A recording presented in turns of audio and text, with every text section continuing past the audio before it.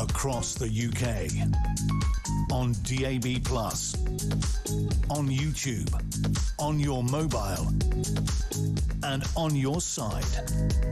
This is Talk.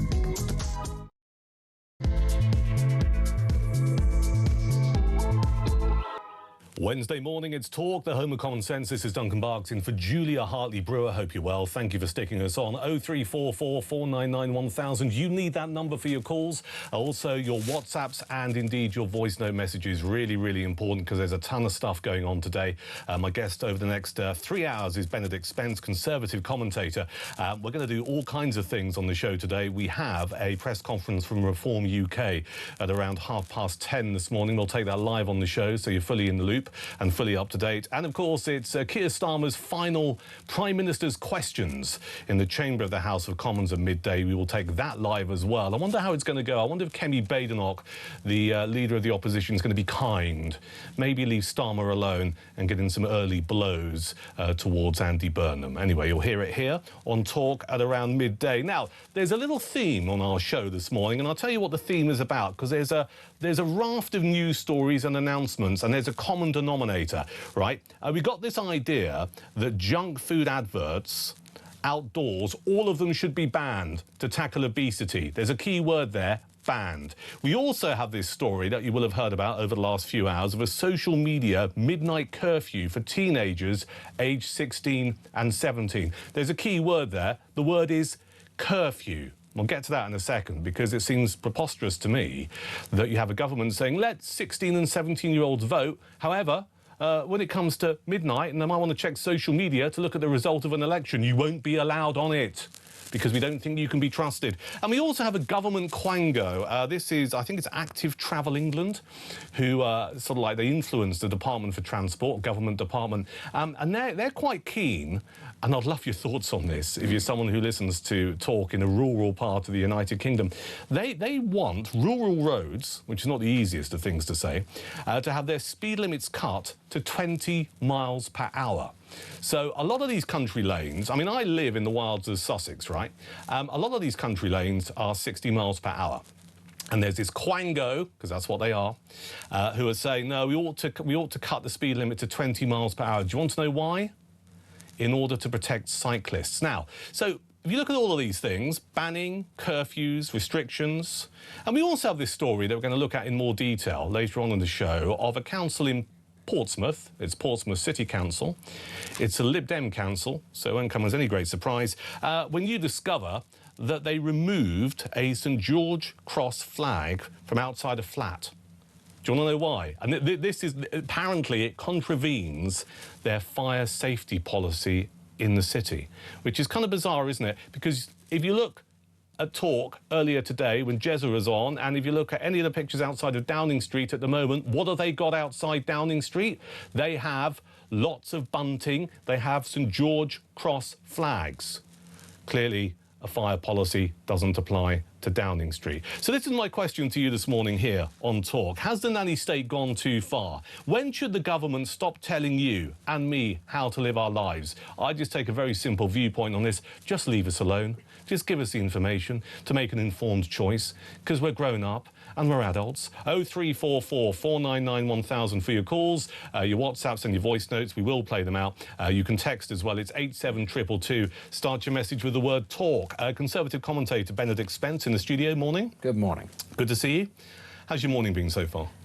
It's all right. Yeah? I haven't been apprehended by a police officer for saying or doing something untoward. Is that a normal thing that happens to you then? Well, there's a whole one St George's flag in my street at the moment, right. And I'm wondering at some point they're going to start knocking door to door to say who's responsible for putting this thing up. Yeah, and, you know, suspicion might fall on me, I suppose. Or maybe a Chinook helicopter hovering overhead with some SAS guys abseiling down in order to remove the flag and to apprehend the person responsible. At least I'd know then that we were spending some money on defence, so that might be positive. I mean, you heard me just go through this litany of stuff, and I was on the train coming in early, I was reading all of these stories, and I think, just leave us alone, stop banning things, stop trying to implement a curfew, stop saying, oh, well, you know, we should have a greater restriction on speed limits on rural roads. What's your take on this?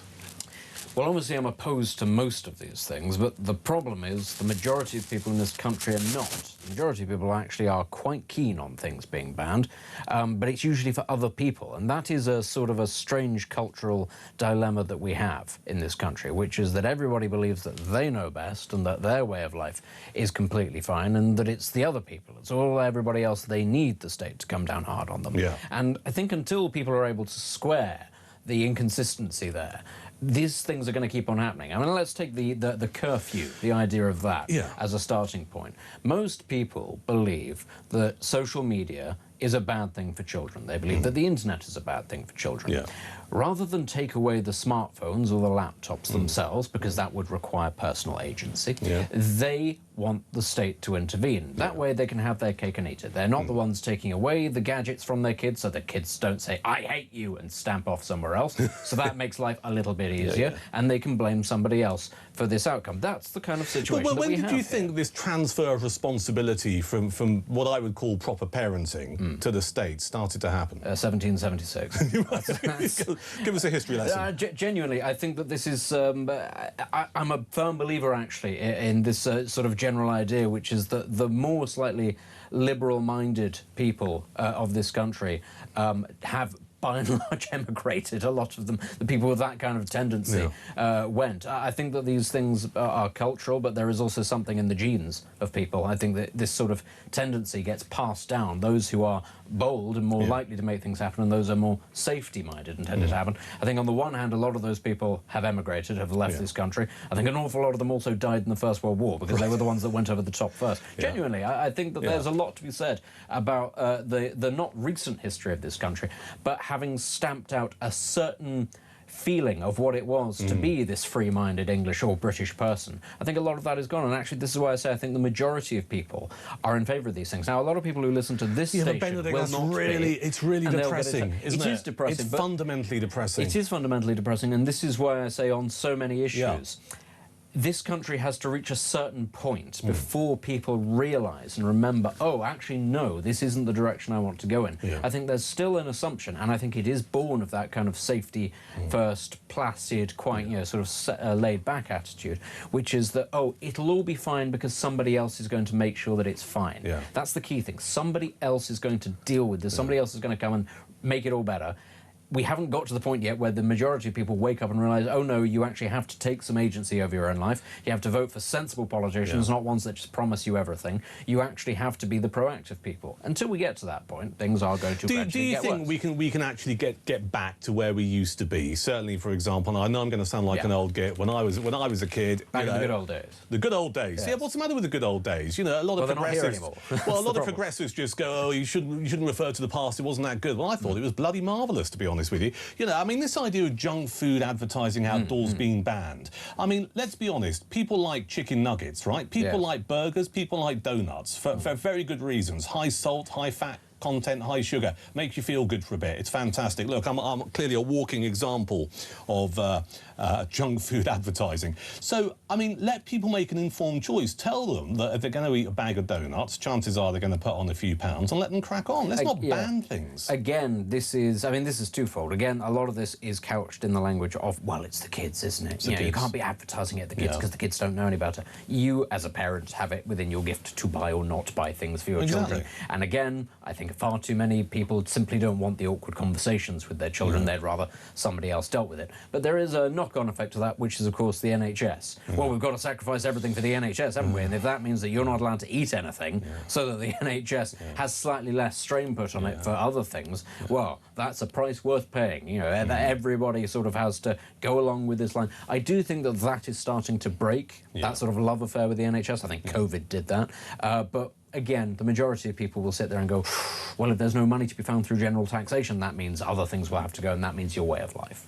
You want to get involved in this? 0344 499 1000 for your calls. You can send a voice note, we'll play them out, and you can WhatsApp your messages and I'll read them out. We're looking at these three things. Junk food advertising outdoors to be banned. That's a recommendation of a group of MPs. Social media midnight curfew for teenagers aged 16 and 17. That word, curfew. Also, this government quango saying, you know, you're in the countryside, you've got the roads, normally 60 miles per hour. Let's reduce the speed limit to 20 miles per hour to protect cyclists? I mean, I take the view that actually it's motorists who need protection from cyclists in the countryside, because I see stuff at the weekend, you know, they're kind of riding, Benedict, 5 or 6 across. You know, the glorious Sussex or Surrey Downs eclipsed by loads of backsides coated in lycra, and it's just like, come on, you know. You're not playing fair here. Yes, there's always middle-aged men who have obviously... They call them mammals, don't they? They can't afford the midlife crisis Ferrari, so instead they get a racing bike and some lycra. And I think that's even sadder than the Ferrari. I'd actually respect the Ferrari a bit more. I would also respect these ideas if they couched it in different terms. If it was to reduce the amount of poor equal animals getting hit on the road, then I'd be going, oh, all right, well, I do like foxes and badgers. Cyclists, I don't care, speed up. You know, obviously, I'm not incentivising people, not telling them to speed up. Of course you're not. It's a country road, there's no CCTV there, who's to say what will happen? They could say that they were hit by a speeding motorist, or they were hit by a badger that bolted, who knows? Nobody can say. Let's put it to the test with talk listeners and viewers. Let's talk about, I mean, I will use the phrase the nanny state. Some people say it's cliched, I think it's justified. Has the nanny state gone too far? And when should the government be able to tell you how to live your lives? I mean, you're listening and watching us at the moment, here at Talk, the home of common sense, coming up to 10:15. Do you just find yourself getting frustrated with all of these diktats? Don't do this, don't eat that. I mean, what do you think? 0344 499 1000. Let's move things on a little bit, Benedict. We've been covering this story here at Talk, and many other media outlets have as well, about the suspected murder of Anne Widdecombe. Now, we're getting drip-fed stuff, literally, on almost an hourly basis. And we heard in the last several hours that the suspect may have targeted other Reform politicians as police probe a left-wing extremist motivation. We go back to, what was it, Saturday morning. We had, what was Friday night, Saturday morning, we had Devon and Cornwall police saying, you know, we don't think there's any political motivation or whatever, you know, and then they kind of rode back on that 24 hours, 36 hours later. Are you surprised about what we're hearing at all? No, not really. No. Honestly, it's... The big giveaway was, of course, normally if a politician has been murdered, immediately we get the whole don't look back in anger and also beware the far right because it is perpetually on the march across Europe. We didn't get either of that. We just got a, now there's nothing to see here, there's nothing political going on here, everybody just sort of keep your distance. And I think that set off a lot of alarm bells. Nobody was sat there thinking, you know, that this was a tiff between two neighbours or anything like that.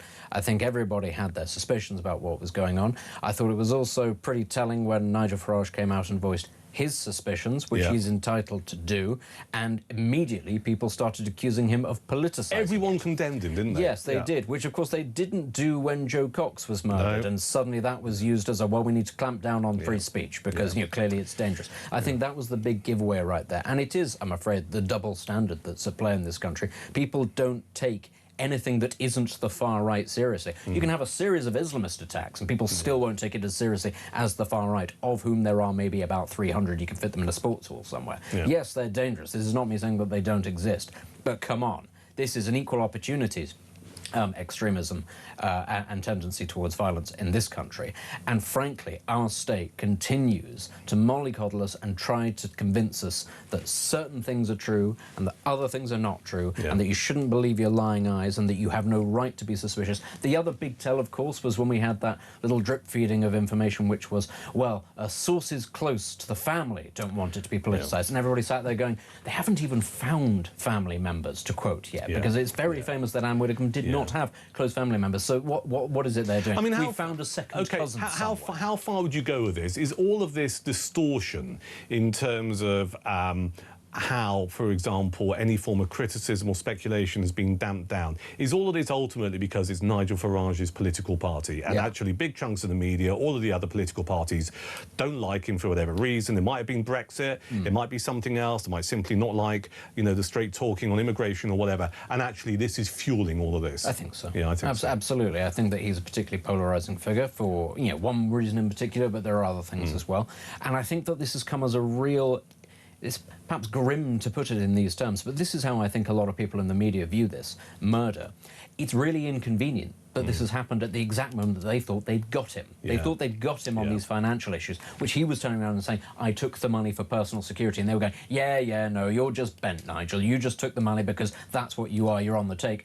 and then something like this happens, well, suddenly they can't then turn around and go, you just took the money because you're on the take. And I think a lot of them are, frankly, pretty angry about that, because it has completely derailed what they thought was a wonderful opportunity to nail him at the exact moment that what they should have been doing is focusing on a man who has just been anointed Prime Minister, who has no actual mandate, has no plan, has no, no idea who's going to be in his cabinet. We've got no idea. But rather than scrutinise this truly absurd and astonishing transfer of power, rather than actually analyse that, which of course they also didn't do with Keir Starmer, they'd rather go on about the Nigel Farage thing, which, again, there were legitimate questions to be asked, but you just see the difference in interest placed in the two things. And then this comes along and suddenly they can't talk about that. I think a lot of them are really irritated by that. We'll get more on this. There's due to be a Reform UK press conference at 10:30 this morning, so in just over 10 minutes' time, we'll bring it to you live here on Talk. We don't know the nature or the content of the press conference. We know it's being led by Zia Youssef, so we'll broadcast that live just after 10:30 here on Talk, so do not go anywhere.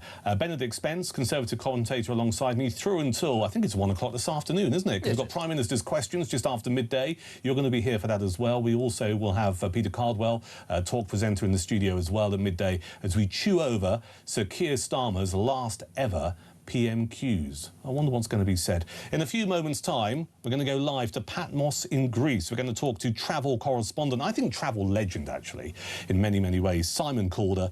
He's travel correspondent at Telegraph and host of the Travel Expert podcast.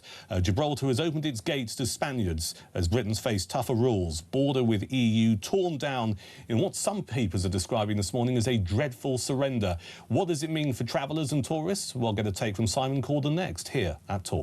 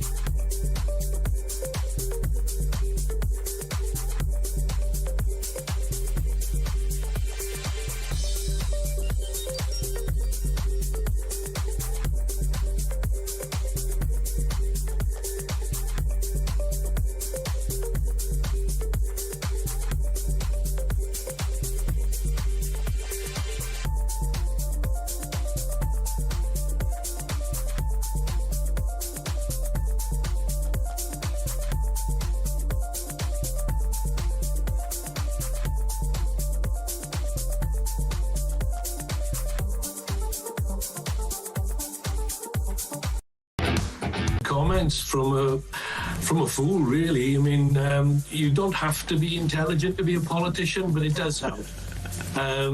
You know, if he's going to talk about it, he needs to, if he's going to make historical references, he needs to read history correctly. Argentina weren't even a country as when we occupied the islands. They were called the Nation of States.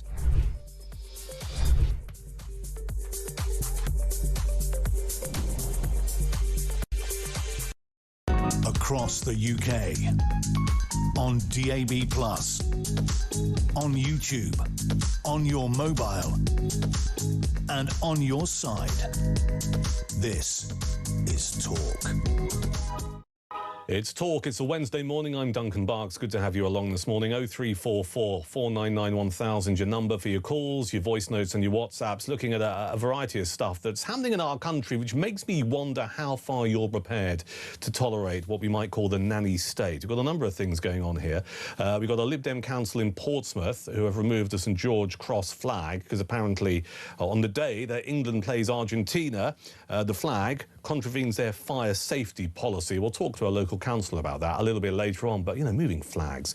We've got a government quango saying, you know what, we need to reduce the speed limit on country roads from 60 to 20 miles per hour. A social media midnight curfew for teenagers. That word curfew. Politicians use it quite happily. And outdoor advertising for junk food to be banned. That's what a group of MPs want, apparently for all of us, to ensure that we don't eat too many burgers. When and where should we tell the government to get off? 0344 499 1000 for your thoughts on that. Just after 10:30, we will take live on the air the Reform UK press conference. At the moment, we don't know what the content is going to be.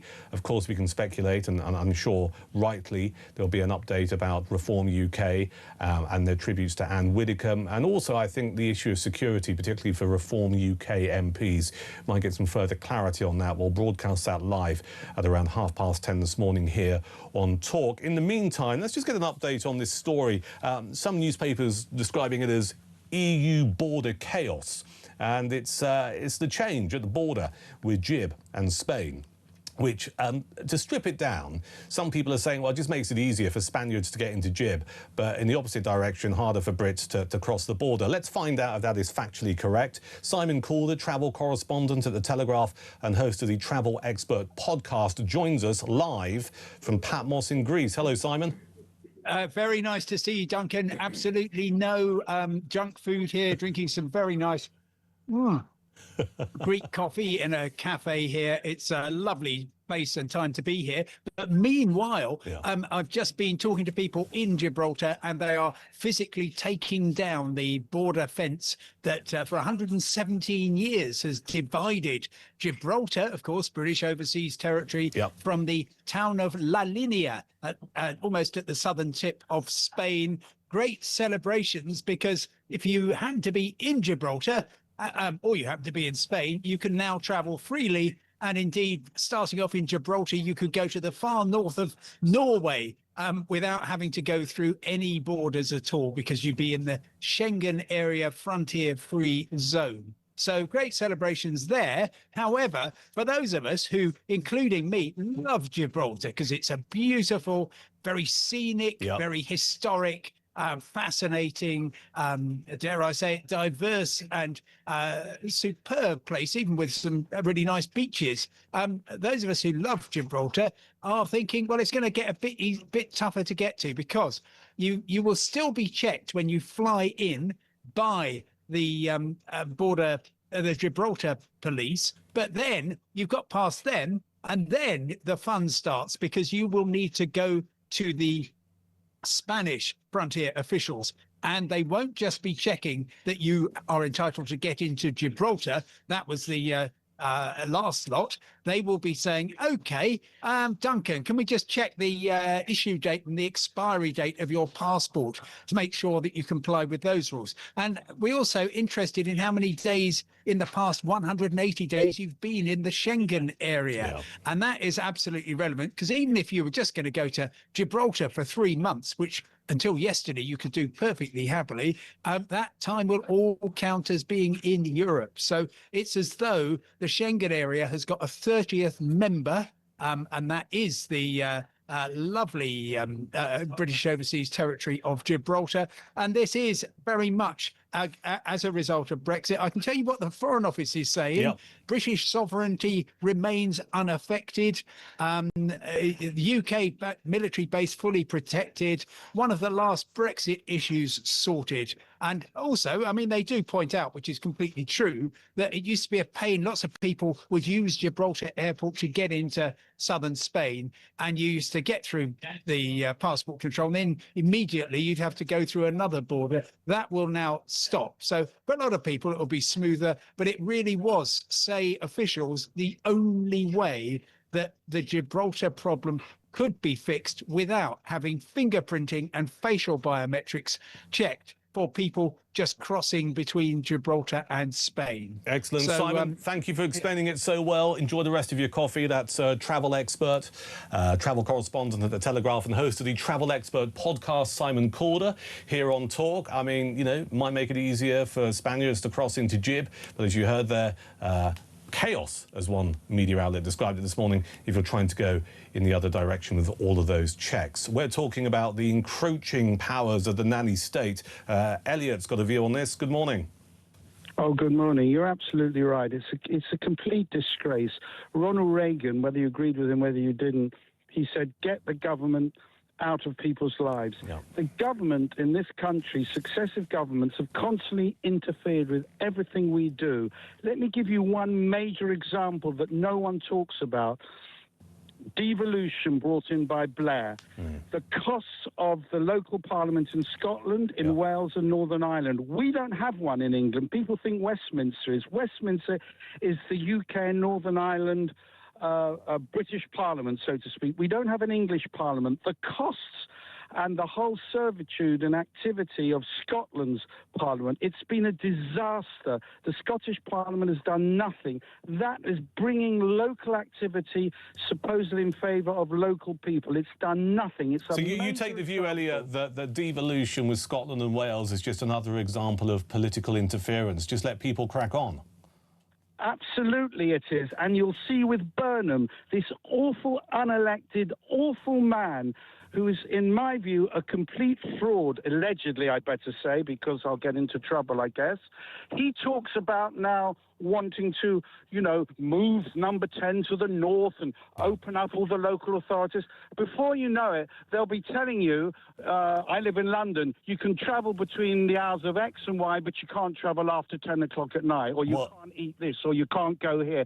The whole country is becoming a North Korean type environment where you cannot do what I say, you have to do what I do. All right, going to leave it there, Elliot. Great call, thank you. That's interesting. Do you think, do you share that sentiment, Benedict, that the whole country is becoming this kind of like on par with North Korea? Do as I say, not as I do, or is that too much? Well, we don't shoot anybody for not doing it yet. No. Some people would say actually it would be nice if we had a little bit more harsh justice, because actually that's the irritating thing, is that you have lots of people who will be sanctioned for doing certain things, and then people who actually break laws and don't get sanctioned very harshly. So I suppose that's the sort of the dichotomy going on there. It is a slow creeping march, though, towards a situation where there are simply fewer and fewer things that you can do, and where the default will become that you have to ask or seek permission for things rather than the other way around, which is assuming that you can. That is, dare I say it, a rather European way of doing things, not very British. I think you're absolutely right. Listen, keep your calls coming in on that. 0344 499 1000 as we kick around the nanny state. Has it gone too far? And for you, listening and watching at the moment, when should the government start or stop telling you how to live your life? We're standing by for a press conference from Reform UK. We'll get that on the air as soon as it happens. Here at Talk. Here at Talk, we're giving you the chance to win a massive £26,000. The question is, what would you do with all that money? I don't know. We've got a wedding. I would buy a camper van. Probably just like clothes, yeah. Not on a big holiday. Immigrate. So if you fancy getting your hands on £26,000 tax-free, here's all the details you need to enter. For your chance to win, visit talk.tv/win or text TALK to 8338 by 6 p.m. on the 20th of July 2026. Texts cost £2.50 plus your standard network rate. Or send your name and number by post to Comp 1 PO Box 3190, Colchester CO2 8GP, to arrive by midnight on the 23rd of July 2026. 18 plus, UK residents only. So for your chance to win, text TALK to 8338 now. This is a network promotion. Full T's and C's at talk.tv/win.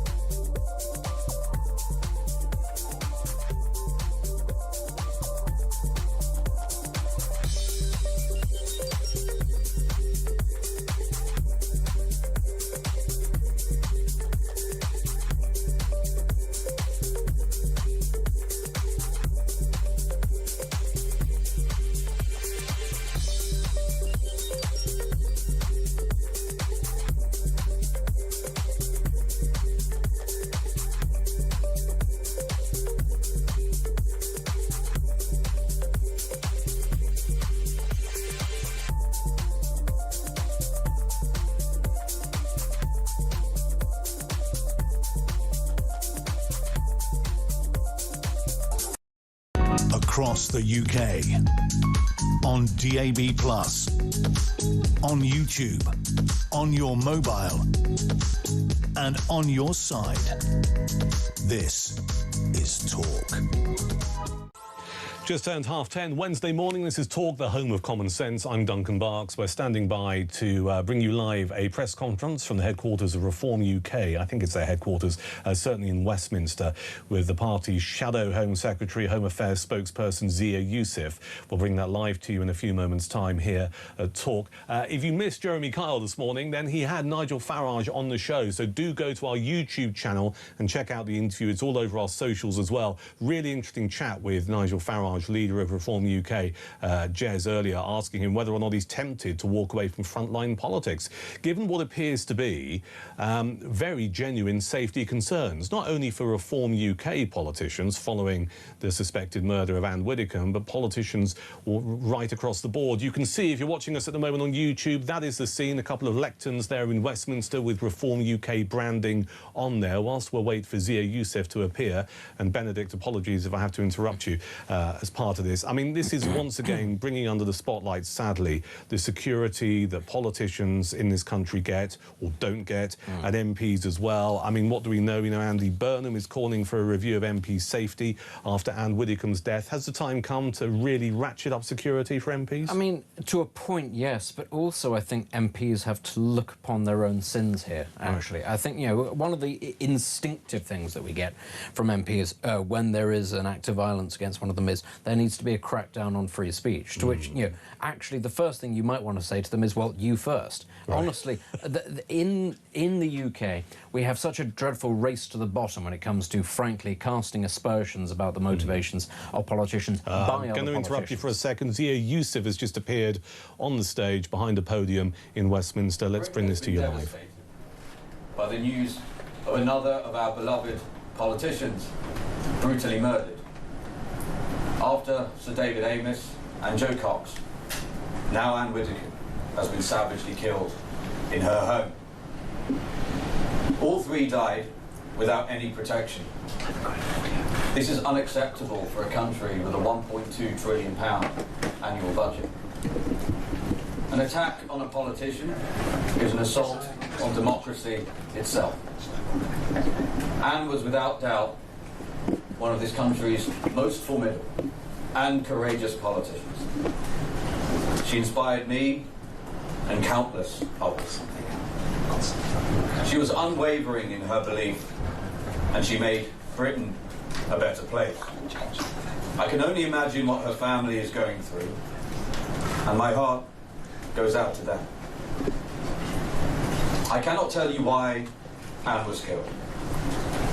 That is for the police and the courts. What I can tell you is that counter-terrorism police are investigating her murder as a suspected act of terrorism. And I can tell you about the climate in which she was killed. A relentless narrative from politicians and the media that Reform UK is a threat to be urgently stopped. A narrative so relentless it constitutes incitement. And why are we targeted like this? Because we say things that are unfashionable among many in Westminster, but are popular in the country at large. Let me start with the most prominent. And it's incredibly difficult to repeat these words that have been said of our late friend, our late treasure, Anne. But we cannot ever allow this to happen again. And so I must. David Lammy, now the Deputy Prime Minister, described Anne as a, quote, poisonous bigot who wants to, quote, drag us back to the 19th century and, quote, throw minorities out in the cold on the way. He boldly declared, quote, we must stand up to them before it's too late. Before it's too late. Wes Streeting, until recently the Health Secretary, said, quote, if only science had a cure for Anne Widdecombe. A woman on Twitter said, quote, Anne Widdecombe better go this week. She is a little fascist beast. This woman happens to have been, until just a few months ago, the Minister for Safeguarding and Violence Against Women and Girls, Jess Phillips. Ed Davey, the leader of the Liberal Democrats, made the inflammatory declaration that, quote, the greatest threat to the Britain we love doesn't come from Tehran or Moscow. It comes from within. I'm talking about Nigel Farage.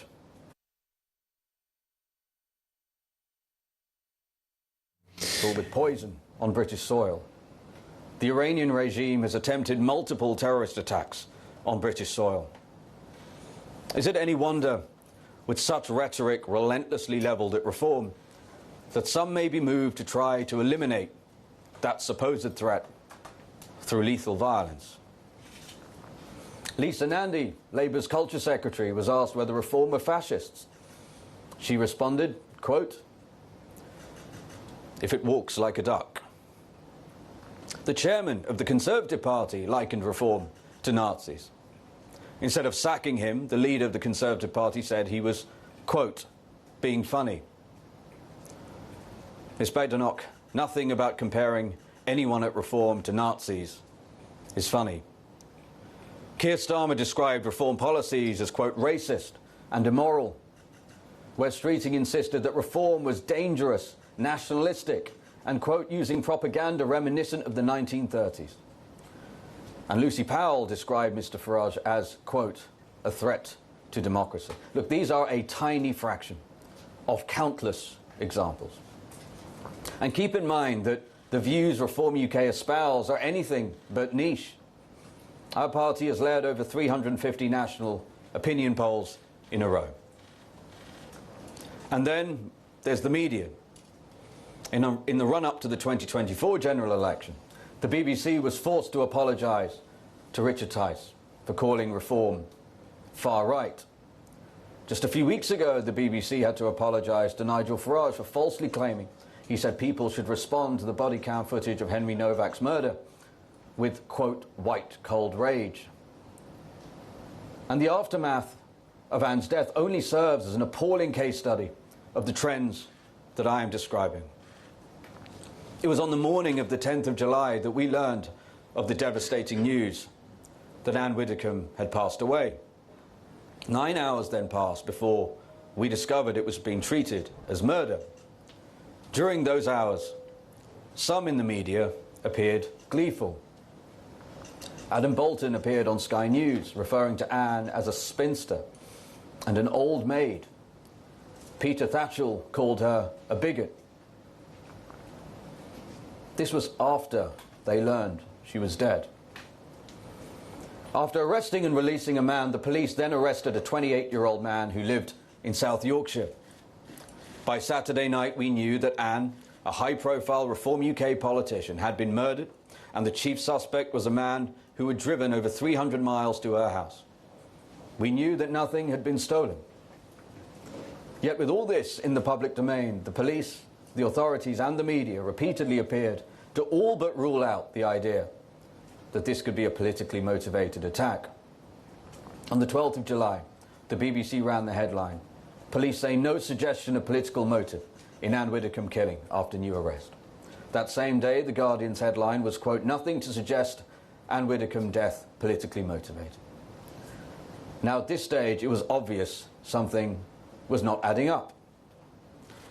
Reform MPs were devastated with grief for the loss of their friend, rocked by the shock of the brutality of her murder. But candidly, they were also fearful. Fearful for their lives, fearful for the lives of their families.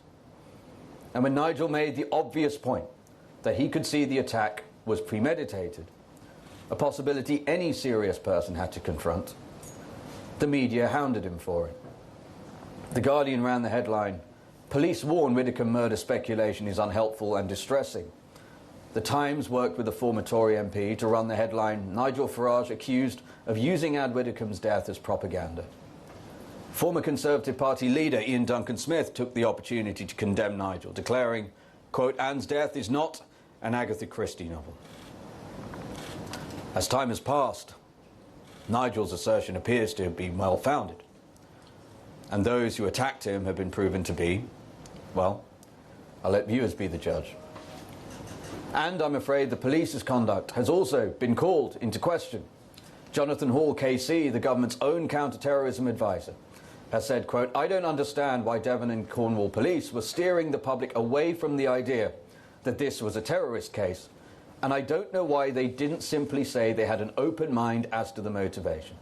I think they probably broke one of the golden rules of investigations, which is not to comment on live investigations in case new facts emerge." Now, counter-terrorism police are investigating what they describe as a targeted attack on Anne. The leader of our party lives his life under the ever-present threat of mortal danger. He has received 1,577 threats since February this year, including 597 death threats. The most persistent individual targeting Nigel sent 6 directed threats to him on Facebook between June the 24th and July the 6th, including a message telling him to, quote, "Get the F out of Wales before I just kill Nigel Farage. You can die at any effing moment." Another individual posted on X last month saying, quote, "Execute Nigel Farage today," today in all caps, followed by 2 further escalating posts within 8 hours. A third individual wrote on X, quote, "Can someone shoot Nigel Farage? Make him a self-fulfilling prophecy." In fact, social media is awash with threats to kill Nigel. Such threats have been ever present for years, yet astonishingly, last autumn, just days after the assassination of Charlie Kirk, the authorities took the decision to cut the size of Nigel's security detail by 75%. Then the government sent David Lammy out to declare that Nigel, quote, "flirted with the Hitler Youth." Reform donors thankfully stepped in, and the party covered the cost of a security detail the same size as before, commensurate with the enormous threat. This Labour government has since moved to cap funding in a manner designed to surgically choke off Reform's largest sources of funding. Make of that what you will. During the Runcorn and Helsby by-election, Sarah Pochin's office was subjected to at least 9 incidents, including Nazi stickers placed on the building, eggs thrown at the door, threatening visits from members of the public, and an Antifa presence 2 days before polling day. Since her election, multiple specific online threats have been passed to police. The most serious current threat comes from militant transgender activist group Bash Back, that has a published direct action guide explicitly targeting MPs who speak on gender issues. The guide instructs supporters to identify targets and, quote, "hit repeatedly until they desist." Hit repeatedly until they desist. Dame Andrea Jenkins, the Reform Mayor for Lincolnshire, has received regular death and rape threats. In fact, there are so many it would take an entire press conference to go through them. But one said, quote, "I hope your little boy is molested and raped by refugees, and Hamas will come after you." The toll of threats and death threats is severe enough for politicians themselves, but what often really gets to them is the thought of their families being at risk. Whatever the dangers, however unfair, the politician makes the choice to thrust themselves into the public eye. This is not the case for their partners and their children. And it is in this context that a few weeks ago, an extremely worried father begged the editor of The Times not to publish a photo of his daughter's home. Thanks to modern AI tools, the photo would make locating a home as easy as a Google search for those who sought its location. And as I've laid out, there are far too many who would. Despite the pleas of this concerned father, The Times published the photo of his daughter's house anyway. The name of that concerned, now devastated father is Nigel Farage. What possible public interest could there be in publishing a photo of Nigel's daughter's home? Days later, as Nigel Farage returned from America, he was met at the airport by a camera crew sent by Sky News. And this came shortly after Nigel's daughter's home had been approached by Sky. The very thing he feared, the very thing he begged the Times to prevent from happening, was coming to pass. His response was a terse exchange with the reporter.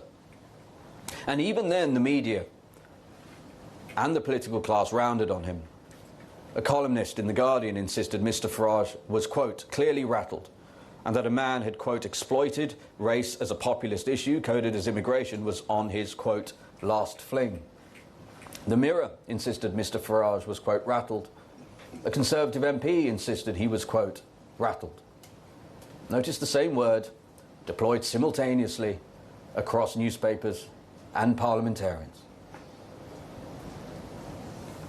Well, what you saw in that video was indeed unusual for Nigel. He was not his normal, composed self. But that was not a man who was rattled.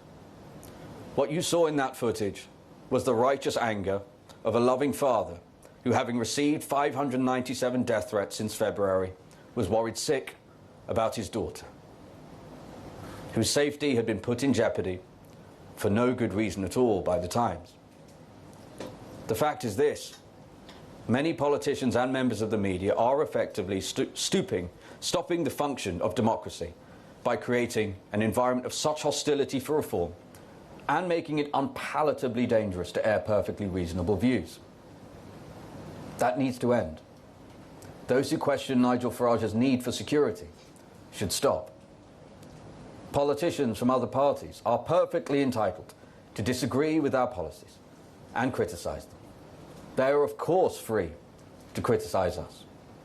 But they must stop equating us to murderous regimes that butchered tens of millions of people and committed some of the greatest horrors in history.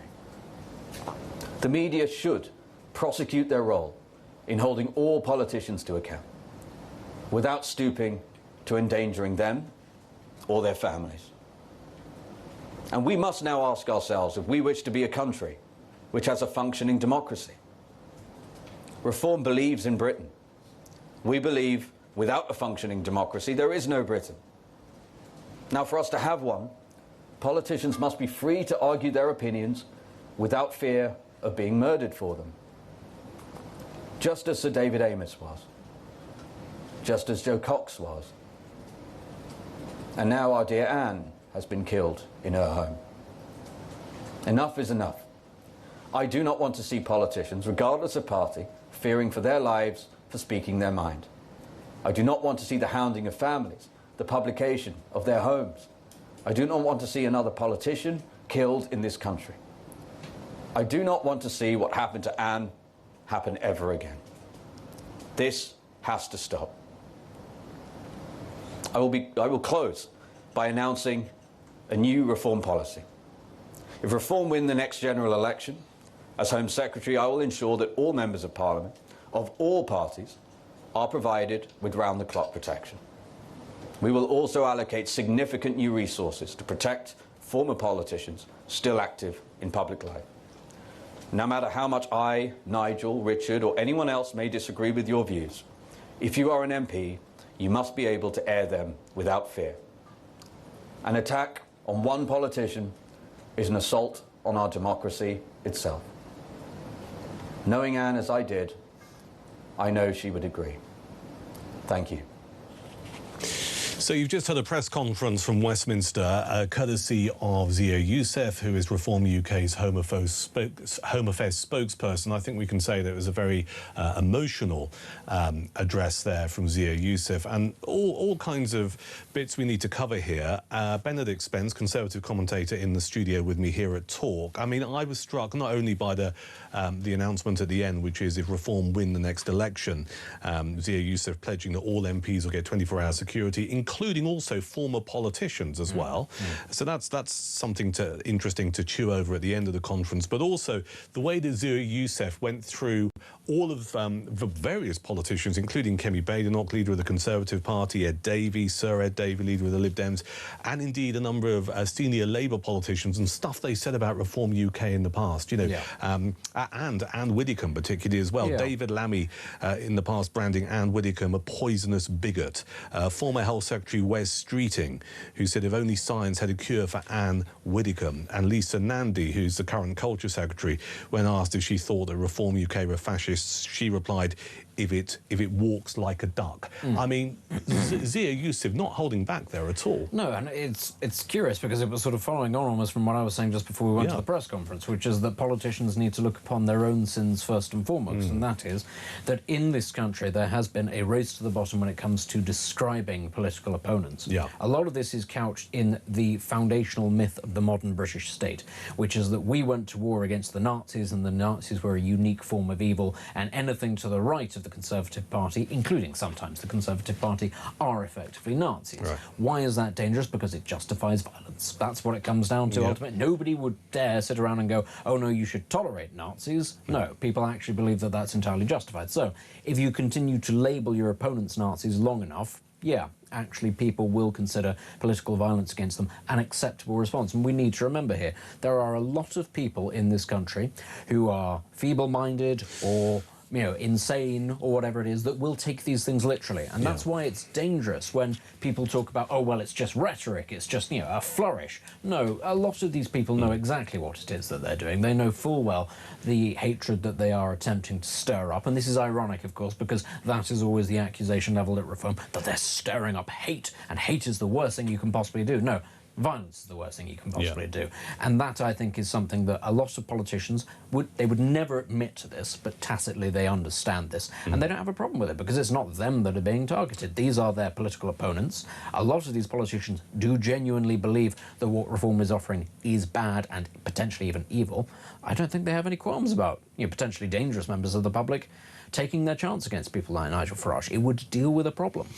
But words have consequences, and I think that was the underlying theme of what Zia Youssef was saying when he used a number of quotes from Labour cabinet members, past and present, and also other political leaders. Listen, if you heard or indeed watched that particular press conference, that address from Zia Youssef, do let us know your thoughts. 0344 499 1000 for your calls, your WhatsApp messages and your voice notes, which we will, of course, play out. You can text the word talk in your comments to 87222. Your reaction to what Zia Youssef was saying. I mean, essentially, if we strip it down, Benedict, it's every politician who's criticised Reform UK in the past using all kinds of different language, they've got a case to answer. That's essentially what he was saying. That's what he's saying. But what I would also say is, he sort of ended this by saying that it has to stop. It's not going to stop. No. It's not going to stop because actually rhetoric is what we are left with when you have a system and a state that doesn't work anymore. All you have then are your words in an attempt to blame other people for the system breaking down,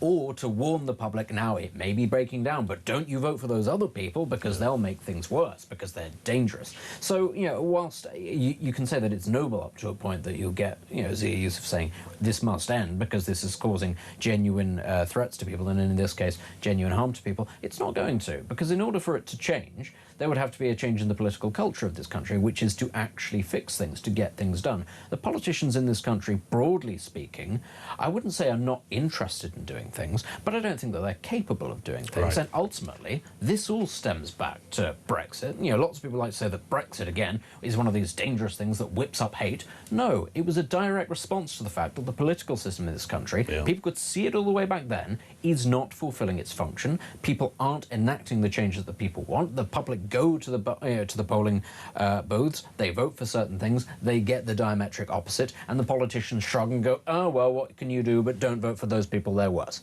That's basically the system on repeat. And a quick question, a final question for this hour. How do you think the politicians who were named there by Zia Youssef, where he quoted comments they made in the past, how do you think they're going to react to this? They'll double down. They'll double down. But specifically, even quotes that refer to Anne Widdecombe directly, David Lammy calling her in the past a poisonous dwarf. If a journalist tackles Lammy and says, you were mentioned by Zia Youssef, you think Lammy's going to double down? I think that he will give some off-the-cuff remarks, speaking regret about speaking in the heat heat of the moment or this, that and the other.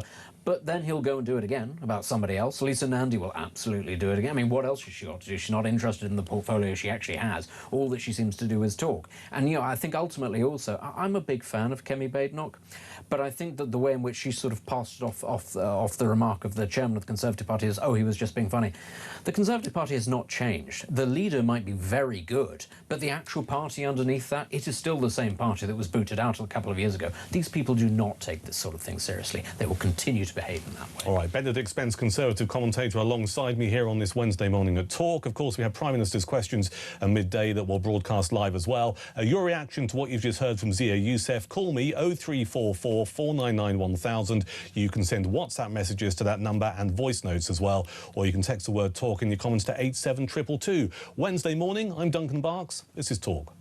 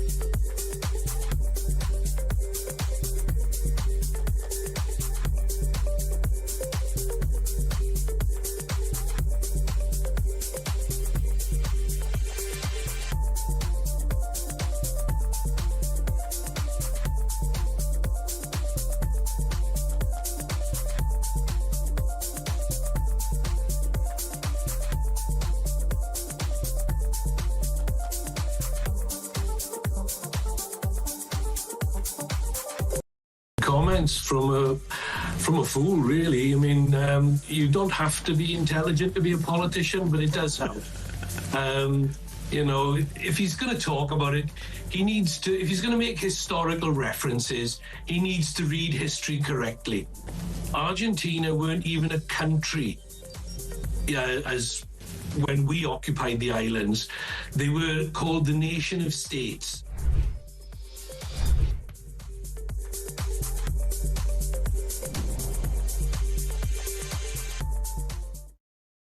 Across the UK, on DAB+, on YouTube, on your mobile, and on your side. This is Talk.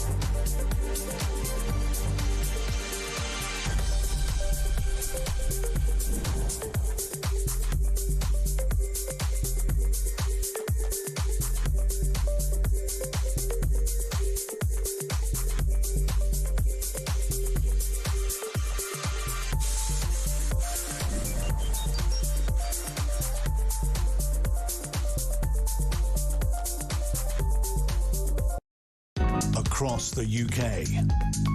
On DAB+, on YouTube, on your mobile, and on your side. This is Talk.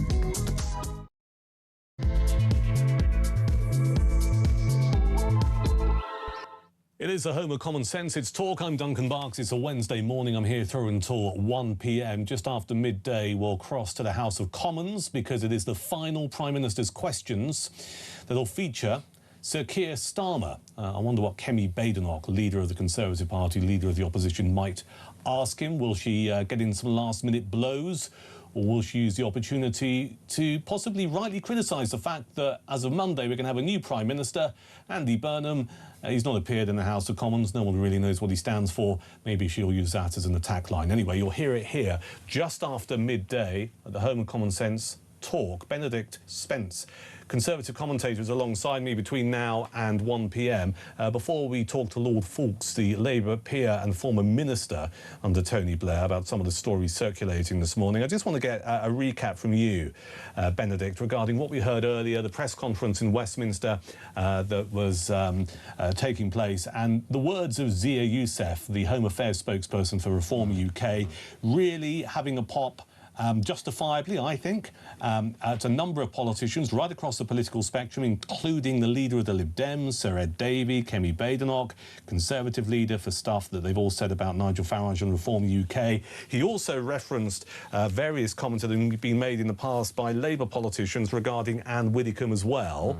Where do you think reform goes from here after that particular press conference? It's tricky to know because I don't actually think that these attacks are going to let up, these verbal attacks on them. I mean, I don't think that they're going to stop anytime soon. So you think despite this, despite the death of Anne Widdecombe, we're going to have political opponents of Reform UK just continue with these attacks? Yeah.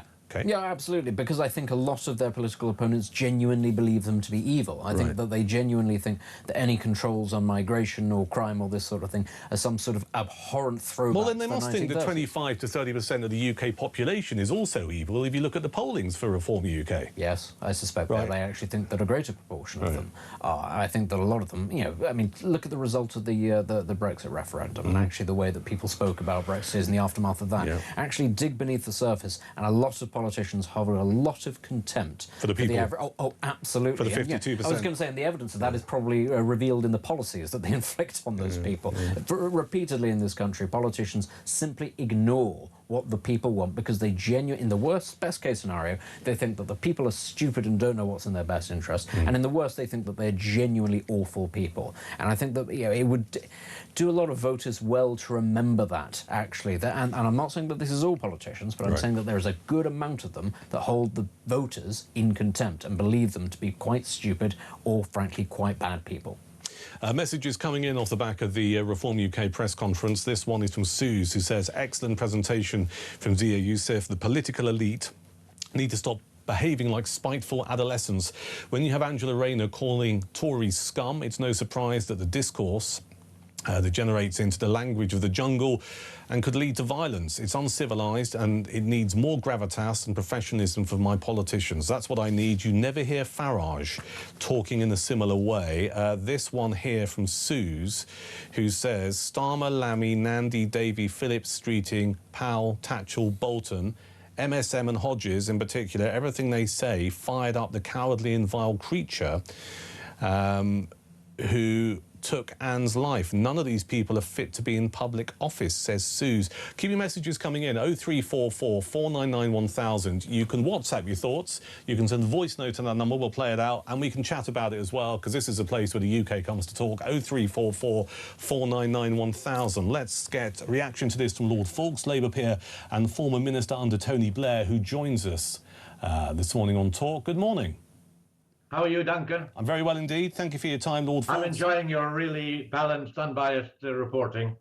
Well, it's very kind of you. Thank you. Is there sarcasm there? Yeah, a little. And anything in particular you want to pick me up on? No, nothing at all. Excellent. Well, let's crack on then. I don't know how much... Did you see the Reform UK press conference or hear anything about it? No. No. Well, I'm busy. I'm working in my office. Understood. Okay. So I'm just curious to get your... Well, I'll explain and I'll share with you some of the comments that were made because I'm keen to get your reaction. So Reform UK's Home Affairs spokesperson Zia Youssef was on the stage and he talked about... He criticised the media for firing up what he believes is an unsavoury attitude, a dangerous attitude to Reform UK. But also he talked about rival opponents, rival politicians who made various comments about Anne Widdecombe in the past, including David Lammy, describing her as a poisonous bigot. Also former Health Secretary Wes Streeting, quoted as saying, if only science had a cure for Anne Widdecombe, and various other comments as well. It seems to me that Zia Youssef is really going after political opponents who he believes might have a case to answer when it comes to the death of Anne Widdecombe. What would your reaction be? I pay no attention to what Zia Youssef says. He's never been elected to anything. I understand that the Reform UK turned him down when he sought to be a candidate in the by-election. I regret Anne Widdecombe's death. I worked with her in the House of Commons. She brought a sense of humour to politics, which is much needed. She was a great woman. But what people seem to forget is that 2 MPs were murdered, Joe Cox, a Labour MP, and David Amos, a Tory MP. And that really was terrible. And some people in this Reform Party seem to forget that. Well, I don't think they do, because if you'd heard the speech and watched his speech, his press conference, he did refer to both those MPs, and rightly so, and you're right to bring it up as well. I mean, put to one side your clear dislike of Zia Youssef because he's unelected, and, you know, that's a fair point to make. I've met him as well. He's the rudest man I've ever met. He makes some of the people that I've met over my lifetime seem generous and kind by comparison. Understood. So you don't like him. But I'm interested in this idea that whether or not comments regarding Reform UK over the last few weeks and in the past have somehow led to where we find ourselves today, sadly, talking about the death of one of their spokespeople, Anne Widdecombe. I mean, is there a line that needs to be drawn when we talk about political discourse in this country and the language that is used? Yes, there is, and I think people who use that kind of language ought to think carefully. But the criticism of Reform UK hasn't been about that. It's been about the leader getting £5 million from a crypto billionaire. Now, you don't get, Duncan, £5 million without having to do something for it. He said it was for his safety, and then we find out that he turned down safety by the state. A car, a driver, and a bodyguard. Perhaps he turned that down because he didn't want the police and the state to know where he was up. Well, he said he turned it down because he didn't believe it was enough security. I think it was 1 driver and 1 bodyguard, and he said, I don't think that's sufficient for the amount of threats that I receive on almost a daily basis. That's the reason he gave. Well, it's sufficient for Kemi Badenoch, and she's leader of the opposition. Yes, but does she get 30 death threats a day? I don't know. No, I don't know either. So let's just, because I understand why you mentioned the £5 million donation, and that is being investigated. Well, the investigation has been paused currently because, of course, Nigel Farage is not an MP at the moment. You've got the by-election in Clacton. But I'm looking forward to that by-election, by the way, Duncan, really very much indeed. I'm curious as to where you think the line should be drawn when we talk about language used in today's political discourse. I mean, is it acceptable for people like David Lammy in the past to describe Anne Widdecombe as a poisonous bigot? I don't remember that. I wouldn't have used that word. And there's some words... But what about Wes Streeting saying if only science had a cure for Anne Widdecombe? Well, is that acceptable? Duncan, perhaps once you finish the programme, have a look online and see some of the things that people say about me. I don't know what they say about you, but you get these things. They say quite a lot about me, and they might say stuff about you, but this is not about you or me. This is about senior Labour politicians in the past who've used language regarding Anne Widdecombe, a woman, to put it bluntly, is now dead. And I'm trying to get out of you, Lord Fawkes, whether or not you think that language has been acceptable in the past. No, I wouldn't have used it, and I didn't use it. And, you wouldn't use it, I wouldn't use it. Are you prepared to condemn Wes Streeting for saying if only science had a cure for Anne Widdecombe? I don't think it helps to condemn anyone for... Well, you must have a view. Why don't you have a view? I don't think it helps to condemn anyone for things that were said in the past. I liked Anne Widdecombe, and I was in the House of Lords yesterday when people from all sides paid great tribute to Anne Widdecombe, including Conservative, Labour, Liberal Democrat, and the Lord Speaker, Michael Forsyth. She was very well liked, and every so often people do make comments.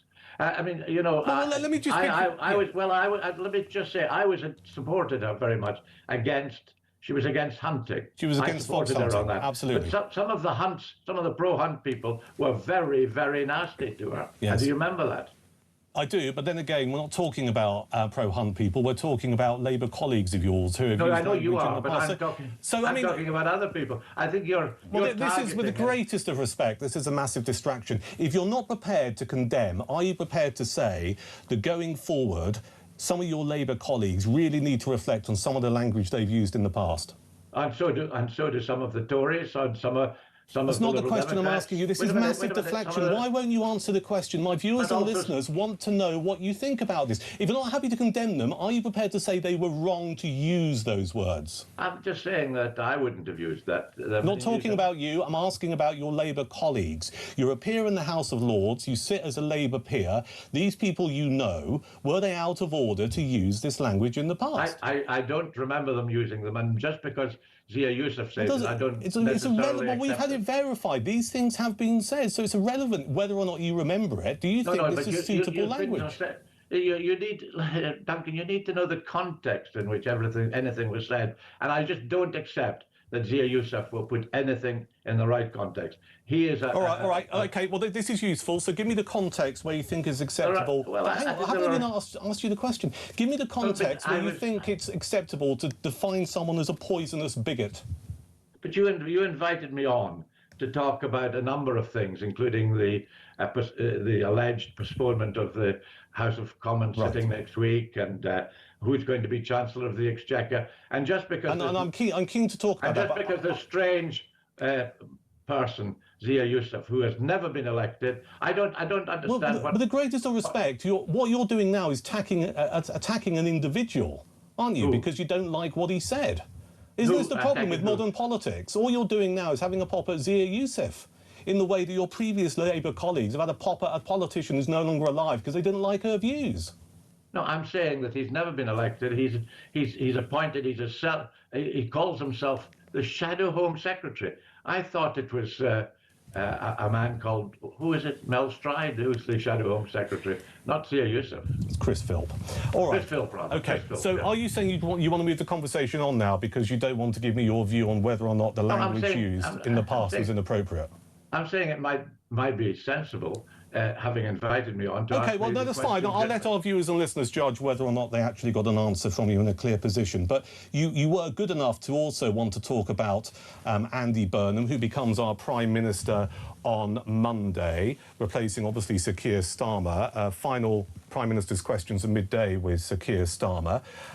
There is concern that Andy Burnham really hasn't had any scrutiny at all from members of Parliament before becoming Prime Minister. Do you think that's fair criticism? That's the way that it's turned out, yes. I was very pleased, incidentally, that Keir Starmer was given the Légion d'honneur by the French government as a token of the work that he's done, and I supported Keir Starmer. Andy Burnham has now become, or will become our Prime Minister through a proper process. He's got the support of the majority of members of Parliament in the House of Commons. That's our system. And he will face scrutiny when Parliament returns on the 1st of September. Do you not think it's a bad look that you got this guy who's come in, who wasn't even an MP when there was the general election back in 2024, so he wasn't even standing on the Labour Party manifesto, and there was an opportunity, potentially, for him to face members of Parliament right across the political spectrum before recess this week when Parliament quits, and that's not happening. It's not a great look for democracy, is it? Well, he'll be there from the 1st of September.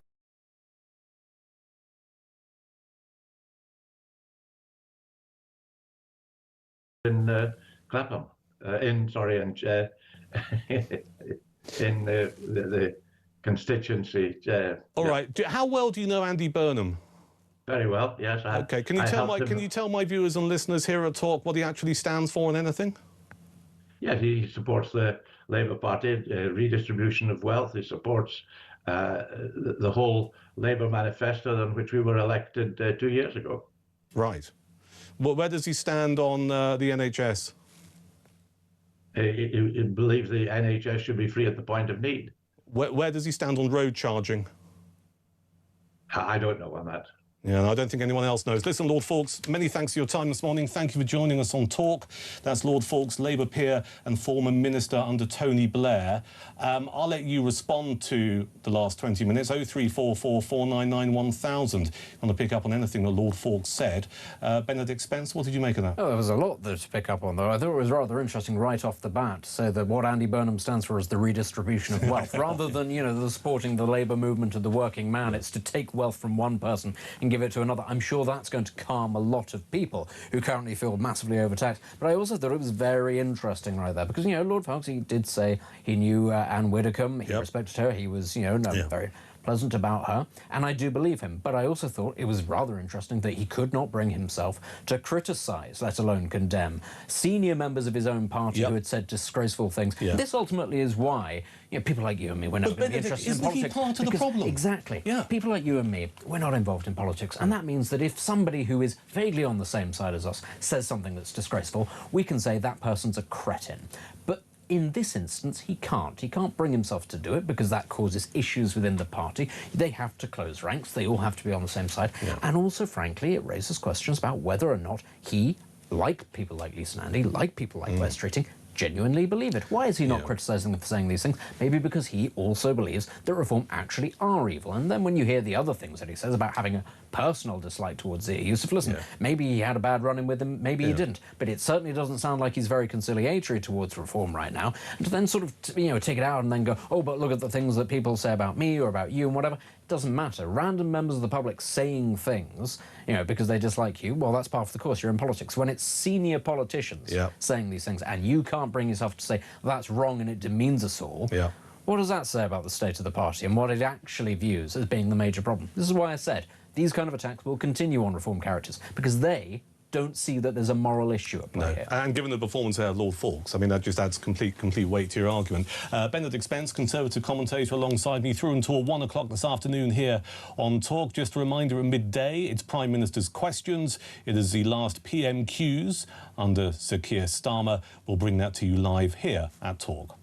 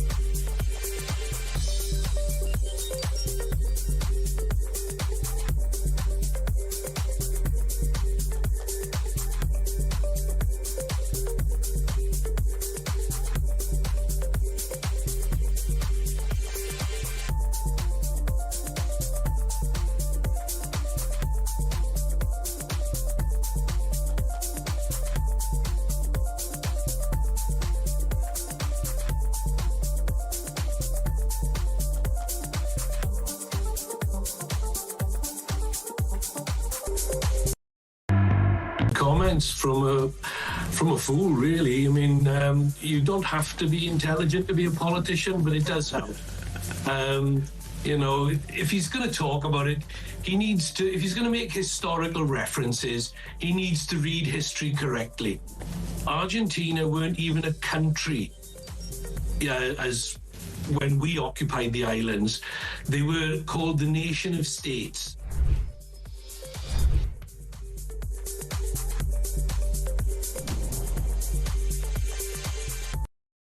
across the UK, on DAB+, on YouTube, on your mobile, and on your side. This is Talk. It's just turned 20 past 11. It's Talk, the home of common sense. I'm Duncan Barks, in for Julia Hartley-Brewer, Benedict Spence, Conservative commentator, with me in the studio as well. We'll be joined just after midday by Peter Cardwell, fellow Talk presenter, as we enjoy. I don't know, is that the right word to use, enjoy? We don't know yet. The final Prime Minister's questions with Sir Keir Starmer. Anyway, Benedict here for that, Peter Caldwell here for that, just after midday. In the meantime, let's look at this story that we seem to get from time to time when we have the government, or indeed the Health Secretary, just saying, you know what, we've got a lot of fatties in this country, of which, of course, I'm one of them. I am built for comfort, not for speed. And, you know, I do enjoy my beef and my beer and my sausages and my curry. So whenever I read stories about, well, we need to crack down on obesity, and this is how we're going to do it, we're going to ban advertising, I do find myself thinking, what, really? You're going to ban advertising outdoors for so-called junk food? Is it really going to work? And how far do we go with letting any government of any political colour tell us how to live our lives? Someone who's going to have a view on this is a fabulous Chris Snowdon, head of lifestyle economics at the IEA. Hello, Chris. Hello, how you doing? I'm not too bad.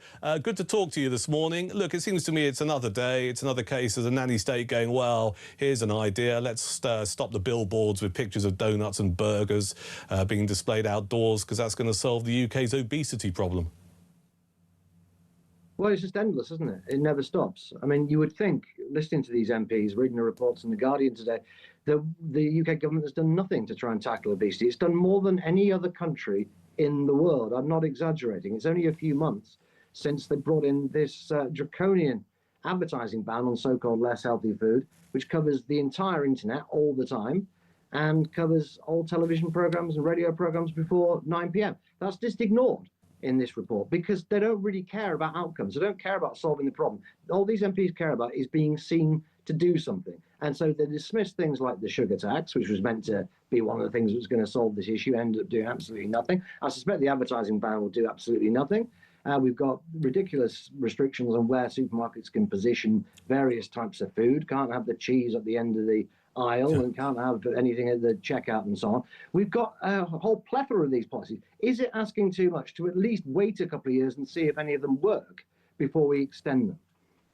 Yeah, and it does seem to me increasingly the default setting, not just of this government, you know, we need to look at the Conservatives and, you know, also extend this to Rishi Sunak with this ridiculous generational smoking ban that's going to come into force and come into effect and whatnot. The knee-jerk reaction from our politicians in this country is just to go, you know what we need to do? We need to ban stuff.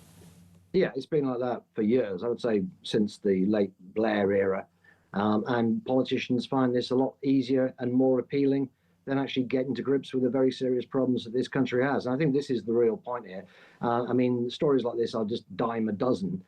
You've got constant calls for banning all sorts of things. I suspect these MPs are trying to influence the incoming Prime Minister, Andy Burnham, and see where he stands on it. I'm quite sure that Burnham will be the same as all the other ones, because all political careers end in failure. I think his political career will end in failure relatively quickly, and he will resort to doing these things to try and get a legacy, just like Rishi Sunak did with the generational tobacco ban. It's a great shame that politicians seem to think that the best way they can achieve a legacy is by restricting our freedom, but that's where we are. And unless the public start standing up against this, they're going to find that there's not much they're actually allowed to do in a few years' time.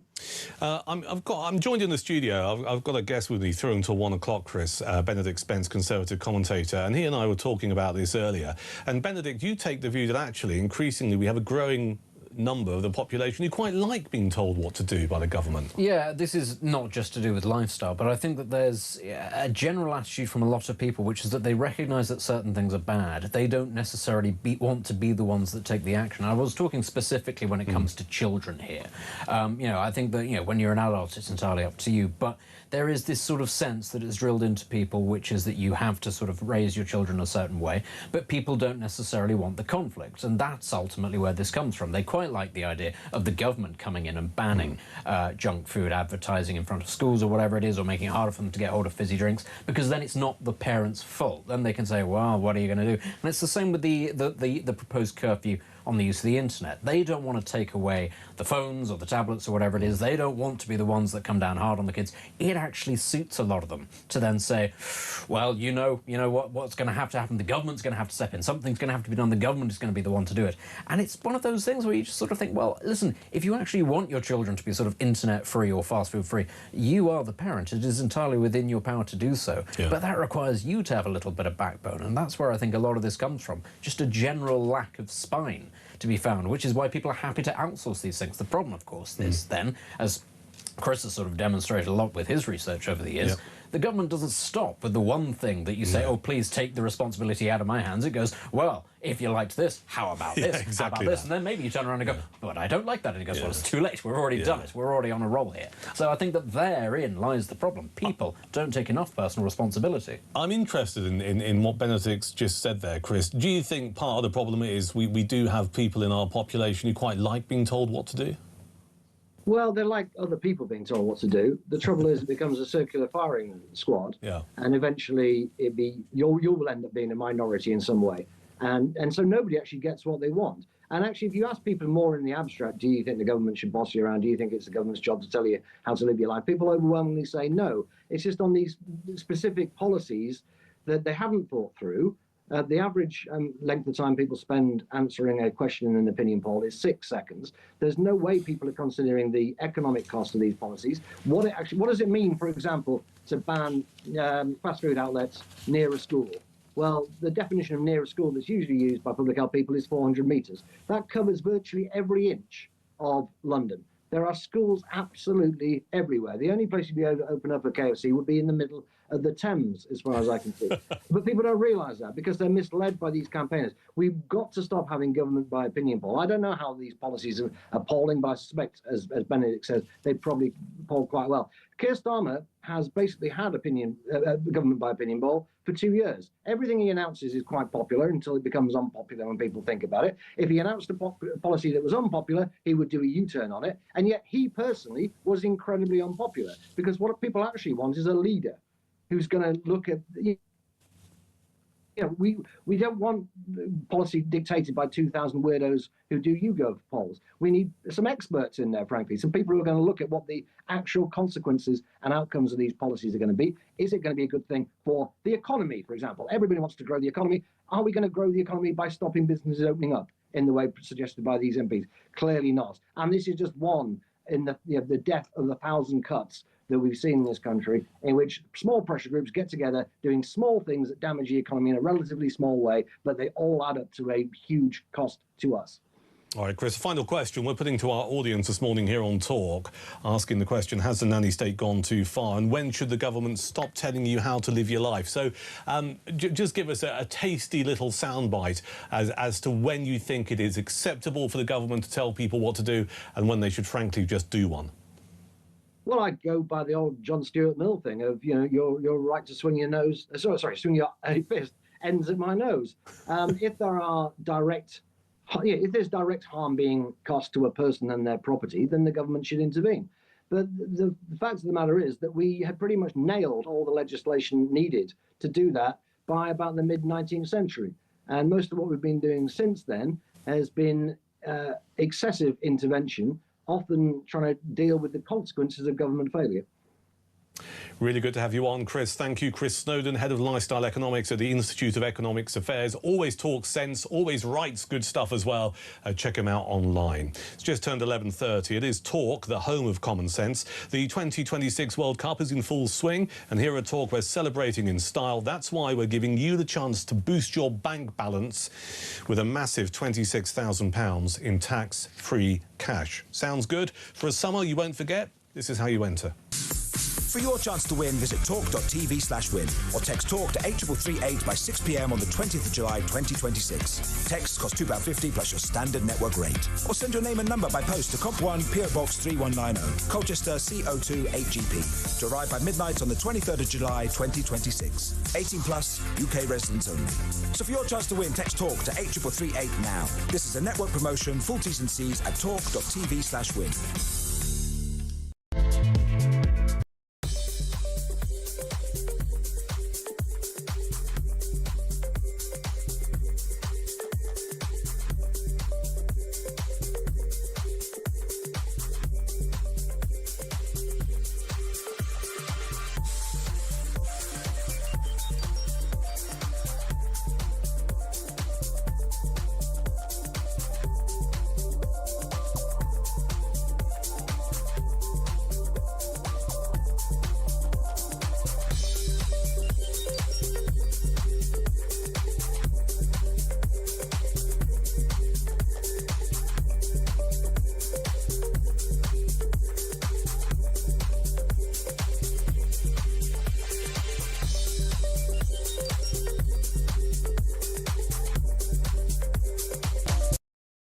Across the UK, on DAB+, on YouTube, on your mobile, and on your side. This is Talk. Just turned 11:30. It's Talk, the home of common sense on a Wednesday morning. A reminder, just after midday, we have Prime Minister's Questions, which will be here, and we'll share it with you live from the House of Commons in Westminster. Significant, particularly, because it's the final Prime Minister's Questions featuring Sir Keir Starmer, the outgoing Prime Minister. I think it'll be interesting to see what the leader of the opposition, Kemi Badenoch, puts to Keir Starmer in his final PMQs. You'll hear it here just after midday, and also reaction from Benedict Spence, Conservative commentator, who's in the studio with me on today's show, and also Peter Cardwell, Talk presenter. He'll be here just after midday as we chew over what is said in PMQs in the House of Commons. In the meantime, let's welcome Lord Dannatt, former head of the British Army, into our studio. Good morning. Good morning. Good to be with you again. Pleasure to see you. Thank you for coming in. A couple of really interesting defence stories knocking around this morning, one of which I think might scare some people when we talk about this idea that we should be stockpiling food in case of a Russian cyber attack. Is this an overreaction? No, it's not an overreaction. I think it's actually a very sensible thing to do. If we don't talk about these things and they happen, then people are in a state of shock. So I think for the government to try and get the narrative out there that there are a range of threats that threaten us in this country, whether it's cyber attack or we saw the poisoning of Skripal some time ago, all those kind of things. I mean, just imagine if there was a major attack on our power infrastructure and a whole city goes down and the refrigerators stop working, the telephones stop working. People have got to be prepared to react to that. So I think what we're going to see as part of the government messaging is to tell everyone to stockpile for 3 days of water and food, because these things might happen. We hope they won't happen, but if they do happen, best to be prepared, not to be shocked, but to be prepared. So not a case of building a bunker in your back garden or anything, just a case of making sure you've got some pasta in the cupboards, a load of bottled water for 3 or 4 days, just in case something might happen. Yes, I think that's the kind of thing. I think it's also linked to the government intending to hold a national defence exercise next year. And I think that's very sensible, because all those plans existed during the Cold War years. And when we got into not only a peace dividend, when we slashed defence spending, but a lot of those plans were then put to one side. A lot of the nuclear bunkers that used to exist were sold and have become sort of tourist attractions. So I think it's very sensible that in the light of the increased threat potential from somewhere like Russia, that the government does have a national defence exercise again and gets the resilience message out. Yeah, this has been dubbed as Operation Alberston Shadow, the largest home defence exercise in decades, taking place next year to better prepare the country for the possibility of war. The Cabinet Office saying the scenario would likely involve ministers as well as hundreds of officials from across government and the public sector. It will test responses to hybrid attacks under the threshold of conventional war. I'm keen to get your view, because I was reading something in one of the papers late last night or this morning that, I mean, we've increasingly become aware of cyber attacks against the United Kingdom, but this is happening it's happening on a daily basis. Yes, it's happening on a daily basis, and they can be minor attacks. But if you think about the attack on Jaguar Land Rover, on Marks and Spencer, were these just unfortunate? Were these amateur hackers having a go, or was this a Russian-inspired thing? So if Russia is determined to disrupt, if Russia is determined to make its mark, then I think we have to be ready. Yes, I was a former Chief of the General Staff, Head of the Army, but I also was the founding Chairman of the National Emergencies Trust. And we were ready by the time the pandemic occurred in 2020 and launched our appeal, raised £100 million right across the country and got the money out to people who needed it very, very quickly. And we're talking with the Cabinet Office, and they're talking with other agencies to make sure that we are as joined up as we possibly can be in this country. And part of that is getting the message out so that if something awful happens, people aren't surprised, they've been expecting it, and they've made preparations. So that's what all of this is about. It's not scaremongering, it's just getting the word out there that this is something that is happening, and you just need to be better prepared for it. Absolutely right, and I think it's a very sensible thing to do, and I think the government is right to do it. Probably should have done it before, but getting on with it now. Benedict, what's your reaction to this? I mean, it's on one hand, I feel rather vindicated for stockpiling all the tin sardines that I have. You know, this is fantastic news, and actually it's going to mean that I can justify this to people more. But it's one of those things where sort of as life becomes far more digitised, far more online, you do, I think, come up against the reality, which is a lot of people don't remember a time before this was the case.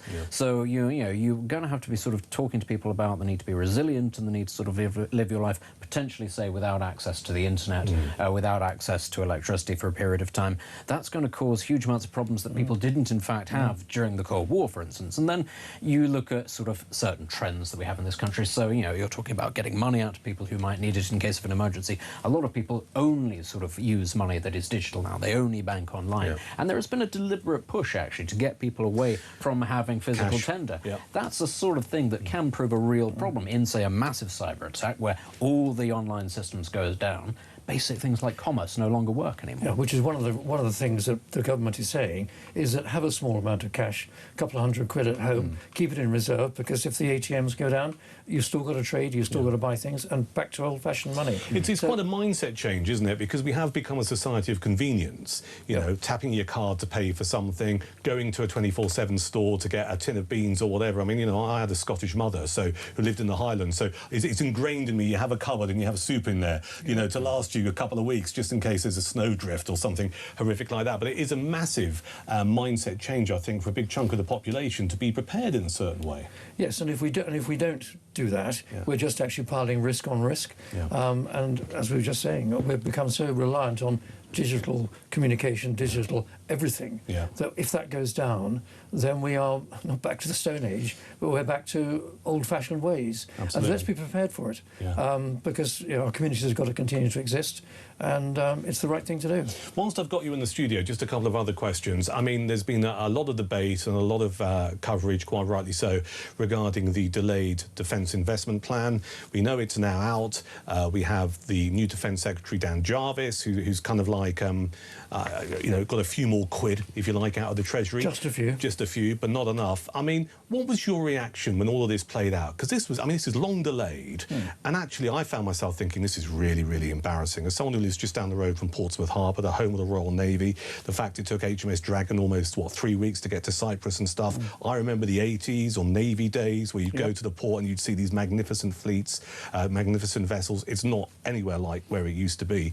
What's your ultimate assessment of where we find ourselves with the dip?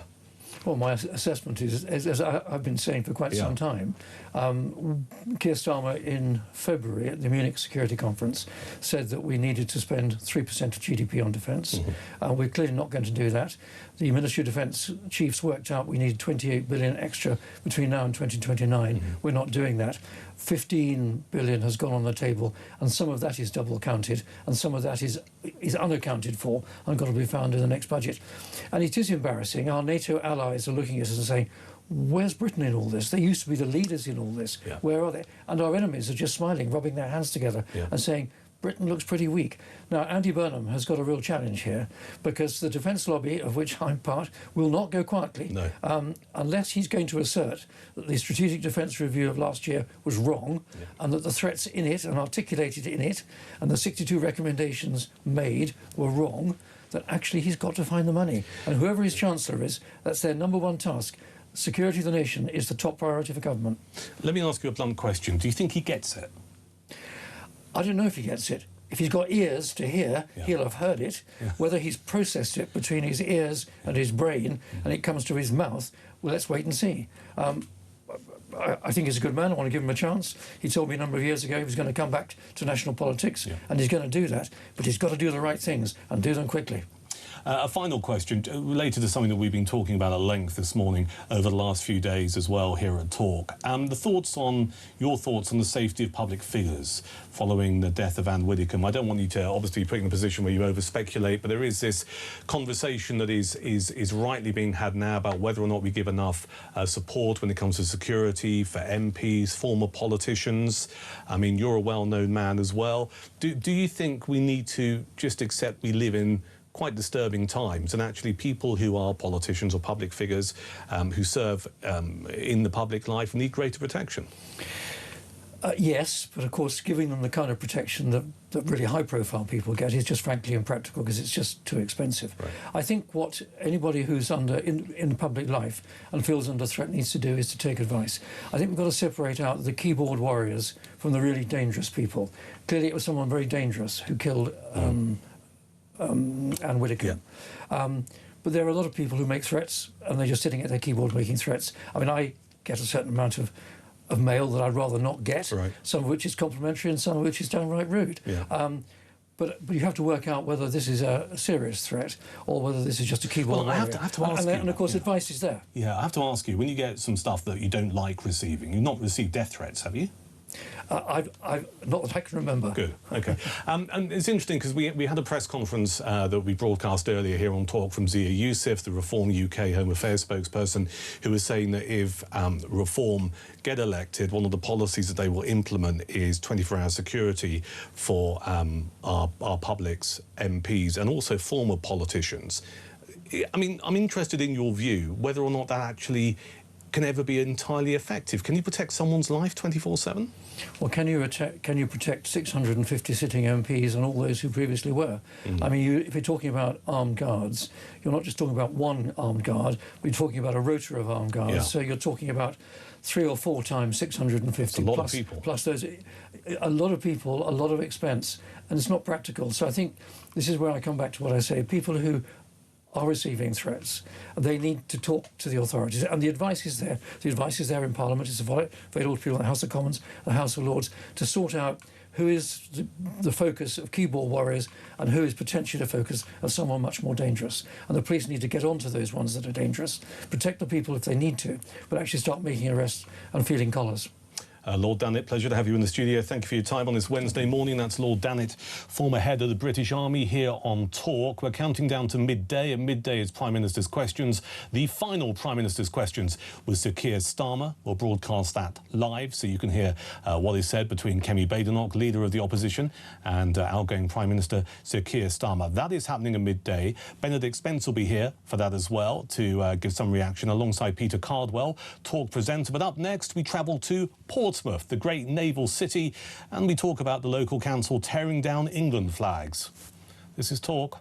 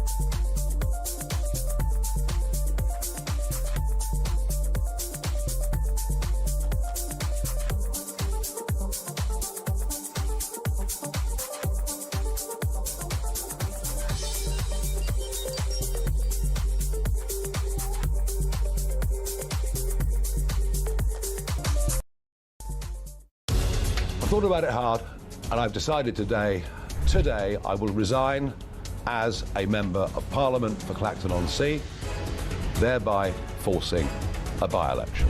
Count Binface apparently is now 5-1. Brilliant. You know, so look, I mean, you know, if I were being flippant, I'd say Count Binface's campaign is now well and truly up and running, and Reform are struggling to put a lid on it. Let me be absolutely clear. I have done nothing wrong. I have not broken the law. Across the UK, on DAB+, on YouTube, on your mobile, and on your side. This is Talk. I'm Duncan Barks. This is Talk, the home of common sense. Benedict Spence, Conservative commentator here. Are you watching the football later? Absolutely. You are? Absolutely. You're going to watch it in the pub or watch it at home? I'll be watching the pub. Watching the pub? Yeah. OK. I'll be getting rowdy. Rowdy. Well, the atmosphere is part of the magic, isn't it? Well, let's hope that any St George Cross flags are on display don't get torn down by your local council, because that's what's happened in the great city of Portsmouth. It's Portsmouth City Council, which is a Liberal Democrat council, and they ordered the removal of a St George Cross flag from outside a flat. This is before the semi-final against Argentina tonight. If you're watching us on YouTube, you can see that happening right now. There you are. There's a couple of council operatives. We've had to blank out their faces, and he's just got a knife out of his pocket. It looks like a knife. Is it a knife? It's some kind of blade. Look, it's probably a cable. Oh, look, hacking away, and the flag, which is on the balcony of a block of flats in Portsmouth, has been removed. We can show you those pictures because they were captured by doorbell cam footage, and the Portsmouth City Council workers removing the national flag from the balcony outside an apartment earlier this week, yesterday, Tuesday. And this is a block of flats and the balcony which faces a car park in Portsmouth's Charles Dickens ward. And the move has drawn criticism from Reform UK councillors, including the one who joins us now. This is George Madgwick, Reform UK leader of Portsmouth City Council. George, hello. Good morning, how are you? I'm all right. I think our viewers and listeners are wondering what the hell's going on here. Aren't we all? Aren't we all? I mean, I couldn't believe it when a family friend sent me this video yesterday morning. I just had to post it because I was absolutely shocked about this. You know, we're the city, you may remember back in Christmas last year, that actually removed all the Christmas wreaths off the doors as well. So we've got a precedent for this kind of idiocy kind of behaviour, non-common sense approach. But yesterday morning really surprised me. Day before England's World Cup semi-final battle, and the council decided it would be common sense to remove a flag that's attached to a steel pole in a concrete building, which, by the way, is only the first floor up. We're not talking about a high-rise building here. We're talking about a concrete structure. It's not a fire safety concern. It's not a risk, and it's really disappointing to see. It is disappointing to see, and this is the bit I don't understand. We were showing pictures earlier today on Talk of 10 Downing Street, which is currently decked out with 2 St George Cross flags and even some St George Cross flag bunting, which seems to me to suggest that there's a case of double standards going on here. So clearly it's not an issue if Downing Street wants to display the St George Cross flag in any form. However, some person who lives in a flat in Pompey wants to put the flag on their balcony. They're not allowed to do so. I know, and we've got that beautiful photo of Kirby Street in London as well, decorated in 400 flags on a social housing estate in the exact style. There you go. You've got photos on your screen now for those that are watching on YouTube. You know, and that's exactly the same kind of build that we're talking about in Portsmouth, and it can be done there, it could be done here.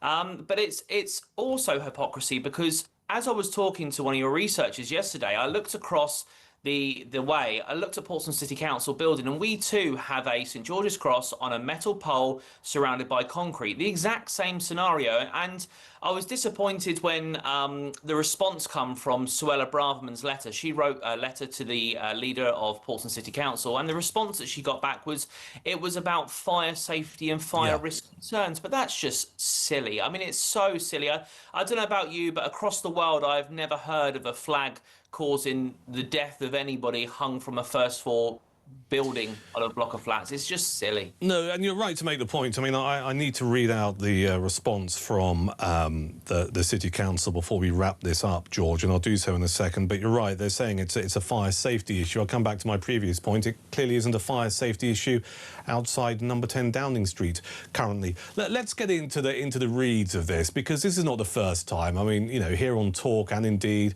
various newspapers have highlighted, sadly, over the last couple of years, various examples right across the United Kingdom, you know, Bristol, Oxfordshire and stuff, where local councils really have an issue with people displaying the flag of this country, either the Union Jack or the St George Cross. And I've never really understood it, because it seems to me to be a very British problem. Not that I say it's a problem, but it seems to happen a lot in this country. If you go to other countries around the world, if you spend time in America, you can drive down the road somewhere in America and people will have the stars and stripes on display, and for very good reasons, because they're proud of their country or they're a patriot or whatever.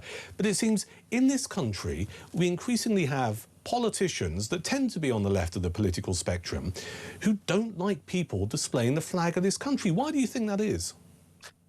Honestly, I had this question this morning as well, and I simply don't understand the rationale behind it. I mean, a lot of it, I believe, is virtue signalling. A lot of people on the left believe that it causes offence when it really doesn't. I mean, let's be honest about it. It doesn't cause offence, but people believe it does. It's a lot of virtue signalling to try and be inclusive. That's what they say. It's inclusivity. However, my argument is that it actually causes more division. I mean, we're here talking on your show about this situation, which is causing now division due to their actions. And people in Portsmouth are furious. This video, not just on my profile, but across multiple profiles, has been viewed 4 million times since midday yesterday. 4 million times. And this has caused division, it's caused debate, it's caused an argument. So the thing that they're trying to fight against, supposedly, which is division, is something they're causing inadvertently. We had another situation where, I don't know if you remember, when everyone was going around painting flags last year. Now, I don't for one support vandalism of any description, but there was a nice example in Portsmouth where someone did a zebra crossing and it was done very professionally, very well. And the council removed it the day after. However, they repainted their rainbow flag on the floor. Now, the excuse they gave for destroying the St George's flag that was painted on the zebra crossing, it'd be distracting to drivers. Right. But then my argument is, why are you painting rainbow flags on a road just adjacent to it? It's hypocrisy, it's double standards, and they've got shame for some reason in our national flag. It does seem like a case of double standards. You're the reform leader of Portsmouth City Council. Presumably you've tackled your Lib Dem colleagues regarding this. What are they telling you? That all the time they either come down to a few things. Number one, they say fire safety, and they always go back to Grenfell, which is an appalling thing for them to try and reference. It's completely different. It's not comparable. Really? Well, sorry, I'm going to interrupt you. Really, they refer to Grenfell, that tragedy where the cladding. Well, I mean, I covered that story as a journalist, and I mean, I still, you know, to this day, I mean, I can't. It's horrific. It's awful what happened. So they talk about Grenfell, and they talk about a tragedy of so many people losing their lives because of the incorrect or the inflammatory cladding used on that tower block. They compare that to someone having a flag on the balcony of their flat. Yes, yesterday afternoon, one of the Liberal Democrat councillors came to me and compared it to the Grenfell fire and said that I was being naive and irresponsible by posting this video and trying to encourage people putting flags on their flats. And they referenced Grenfell. They said, you know what happened in Grenfell, and etc. That is insulting, and that is disgusting. Terrible. It's terrible. It's absolutely terrible. And, you know, that's the type of things that they try and get you down to. And I'm prepared for it. You know, we all know, anybody with common sense knows that that's not a comparable thing in any capacity whatsoever. One was a tragedy. As you know, you researched this and you said you covered it yourself. High-rise building, cladding. Yeah. This is a first floor, 3-story block, covered in concrete. And it's a flag. There is literally no fire risk at all. The other thing they say is, well, it's in the tenancy agreement. The tenancy agreement says that you can't have any form of flags displayed on communal areas. Well, okay, you know, if that's what you want to say, but use your discretion. Be sensible. We're a day before the semi-final, for the love of God. Yeah. It's insulting to be removing our national flag. People want to support this. And the other thing that they come up with about is private property. And this is one of the things I fought back on. They said, well, I display my St George's flag prideful on my private property, but my property is private. I can do what I want on private property. And I said, so what you're doing is you're essentially saying that if you are not as privileged to own your own property or rent your own property, and you do use social housing, that you're not allowed to display proudly your national flag. You know, the hypocrisy here is crazy. I think it's double standards, and anybody with common sense can see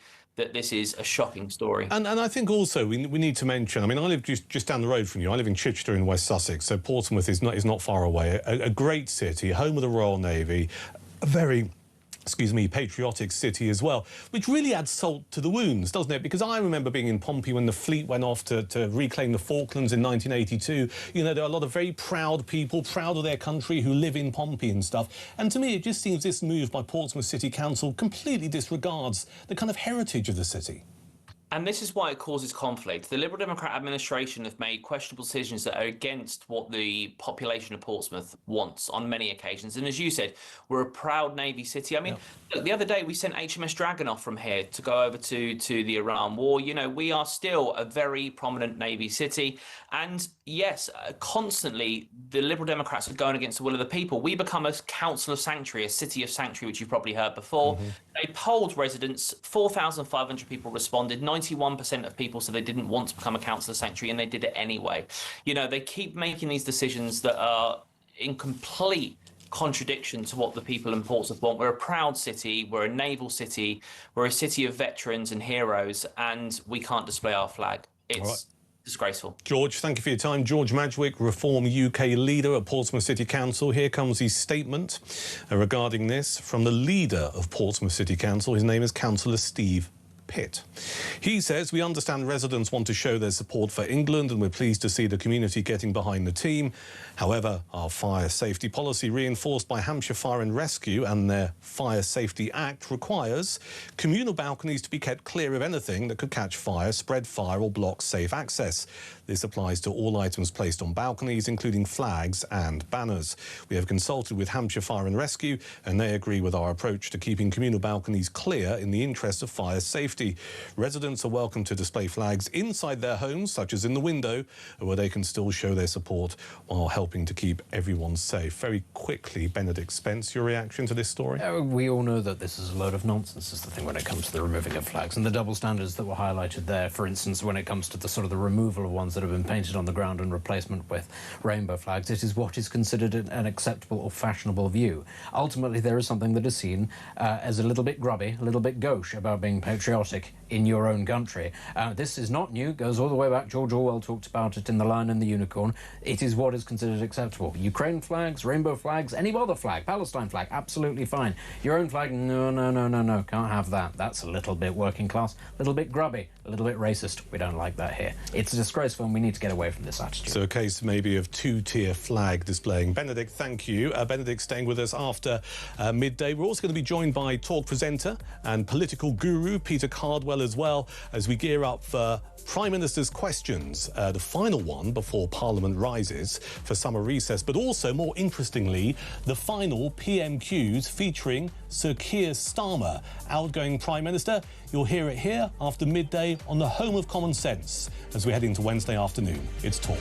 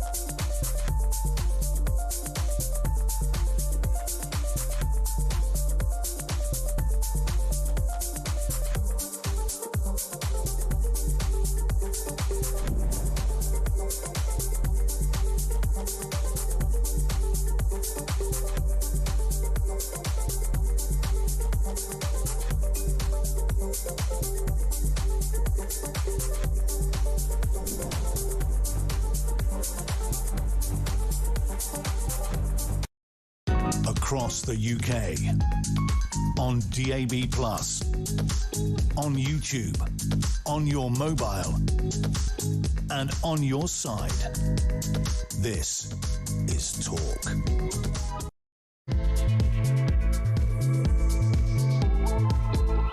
Wednesday afternoon is Talk, the home of common sense. I'm Duncan Barks, and with you through until 1 o'clock this afternoon. In the studio with me, Benedict Spence, Conservative commentator, Peter Cardwell, Talk TV presenter, as well as we witness and commentate on and give reaction to the final Prime Minister's questions featuring Sir Keir Starmer. Let's cross over to the chamber of the House of Commons. Labour movement. Yeah.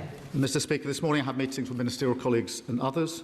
In addition to my duties in this House, I have an important appointment with the television at 8 o'clock this evening. Graham Stewart. May I associate myself with the Prime Minister's remarks about Anne Widdecombe, take this opportunity to thank him for his public service and wish him and his family all the best for the future. Most of us, Mr. Speaker, can only dream of playing the role of Jude Bellingham, scoring the winning goal, leading our team to victory. Yet the Prime Minister did it. But politics, like football, is a ruthless game, and he's now been handed a red card by the 400 dodgy referees.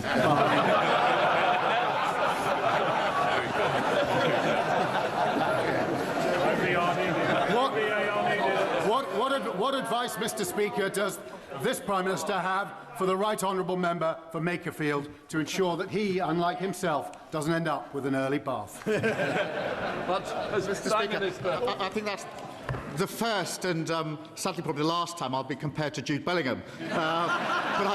But I thank him for that. And on the question of red cards, I can't tell him how much incoming I had a week ago Monday after President Trump intervened for their red card, for me to get the England red card adjusted. Just for the record, Mr. Speaker, I didn't attempt. But for my successor and for the England team, I won't give advice. I will simply give my wholehearted support. And, Mr. Speaker, just for the record, I don't care what the score is tonight, as long as we win. Thank you, Mr. Speaker. Can I take this opportunity to thank the Prime Minister for his many years?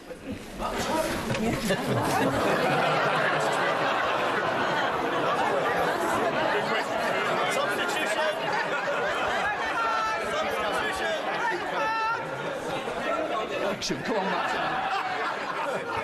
Thank you, Mr. Speaker. And I rise for the third time. It was an honour to march with people from across Watford on a peace walk in my constituency recently, because earlier this year we saw an attack on our high street where a fire was lit at a Jewish-owned shop and sprayed with anti-Semitic graffiti. Additionally, mosques in Watford have been subject to Islamophobic attacks and intimidation. So I welcome my right honourable friend, the Prime Minister's additional support to deal with anti-Semitism and anti-religious hatred. And does he agree with me that this House must come together to stand united against those that would seek to divide us? Prime Minister. Well, can I thank him for his question and for his hard work? And he reminds us that an attack on one of us is an attack on all of us. Anti-Semitism and anti-Muslim hatred are a poison. We ripped anti-Semitism out of the Labour Party. And I've worked as Prime Minister to root it out of our country. And that's why just this week, Mr. Speaker, we invested a record £250 million to protect our Jewish communities. And we're using the new powers we introduced to designate the IRGC, going after those who incite violence on our street. Everyone deserves to live with security, dignity and freedom, and that is a fight that I and every Labour government and across this House will never give up on. Kemi Bennott, the Leader of the Opposition. Mr. Speaker, can I start by thanking the Prime Minister for the way he responded to the murder of Anne Widdecombe last week. This is the first opportunity I've had on the floor of the House to commemorate her life. A lot has been said about how she died. I want to focus on celebrating the life she lived. She was a woman of high principle, profound beliefs with a wicked sense of humour, a wonderful combination of being a serious person who did not take herself too seriously. She changed her faith from Anglican to Catholic, and from the Conservative Party to the Brexit Party, but she always remained part of the Conservative family. You may not always have agreed with her, but Anne Widdecombe was a woman who said what she meant and meant what she said. Hers was an honesty that made our politics better. Her wit and forthrightness sat alongside a deep humanity and decency. She had wonderful turns of phrase. She said, we need less political correctness and more political courage. She said, if we deny our culture, become nothing and everything, that weakens us. And finally, Mr. Speaker, she also said, it is a truth universally unacknowledged at Westminster that there is life after politics. So with that in mind, I turn to this Prime Minister's final questions. And Mr. Speaker, I wanted to make sure that I got the tone right today.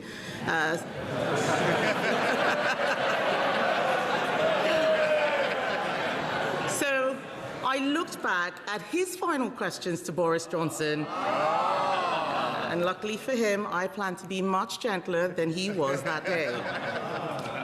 Week after week, the Prime Minister and I have clashed at this dispatch box and rarely agreed on anything. But there is one thing I did admire.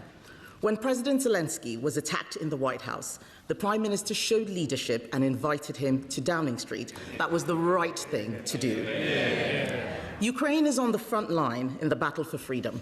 So does the Prime Minister agree that cross-party support for their cause must endure? Prime Minister. Can I start by joining her in a tribute to Anne Widdecombe?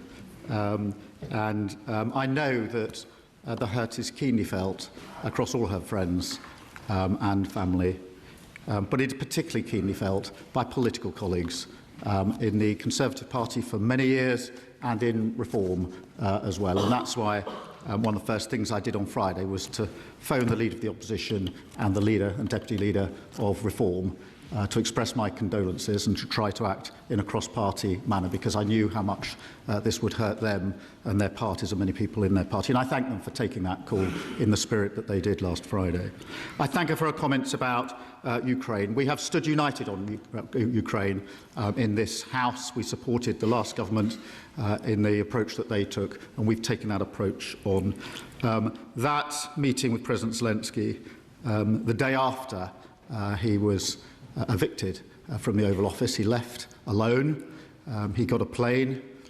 We got him to come to London, and I asked him to come to Downing Street straight away.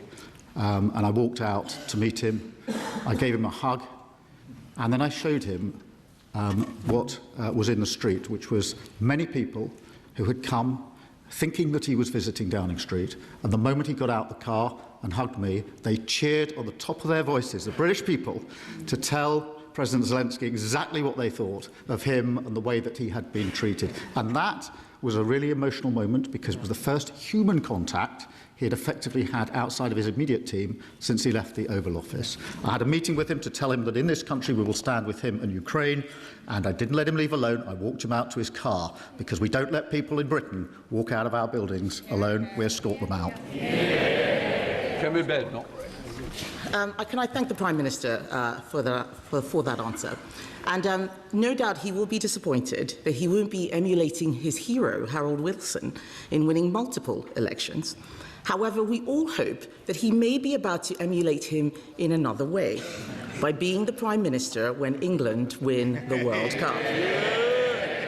That is something that every single one of us in this House should get behind, especially the SNP.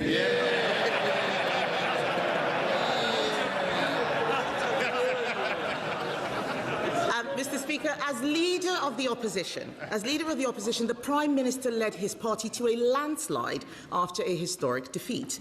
I fully intend to do the same. But if you want to lead this country, you should set out your plans to do so. We have.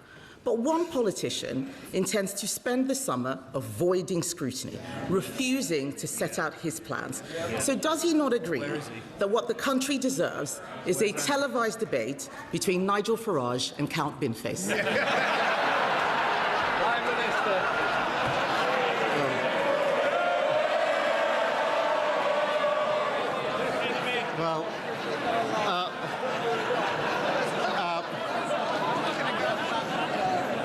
Mr. Speaker, they intend to spend the summer arguing with the bin. My advice to everyone is put your vote in the bin. Mr. Speaker, can I just say that I'm delighted today that we are joined in the gallery by some of the people I've met across the country in opposition and in power. And these are the people in the gallery today who are in my mind's eye. People like Trevor and Lewis. They worked together at JLR for over 30 years, and I visited them just before we got the deal with America when tariffs were threatened, and I faced the entire workforce that day who were very, very concerned that they were going to lose their jobs because the tariffs would not be possible for JLR. And when we went back, when we got the deal, I took the call from President Trump at JLR in Solihull so that they could hear the deal and they knew exactly what it would mean for them. The only mistake I made was putting it on loudspeaker, which of course is always a slightly unpredictable thing to do when you've got President Trump on the other end. But luckily he agreed the deal and the cheer went out. But these are the people across the galleries who are here with us today that are always in my mind's eye. Go, Ben. Mr. Speaker, I know how much the Prime Minister has come to enjoy our exchanges. In fact, in the King's speech last month, he told me that on difficult days, my input was always a ray of sunshine. He might not have answered many of the questions I asked him, but at least he turned up. It is important to respect Parliament.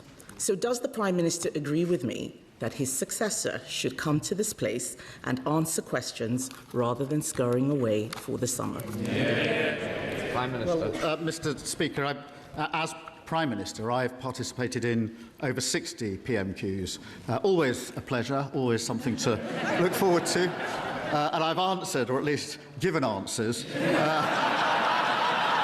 on 2,800 times, and I'm sure she will question my successor in the same way. And I'm sure she'll forgive me if I just mention one or two others who are in the gallery who have been affected by the decisions we've made, because Billy, who is sitting in the gallery in front of me, was diagnosed with breast cancer in 2023.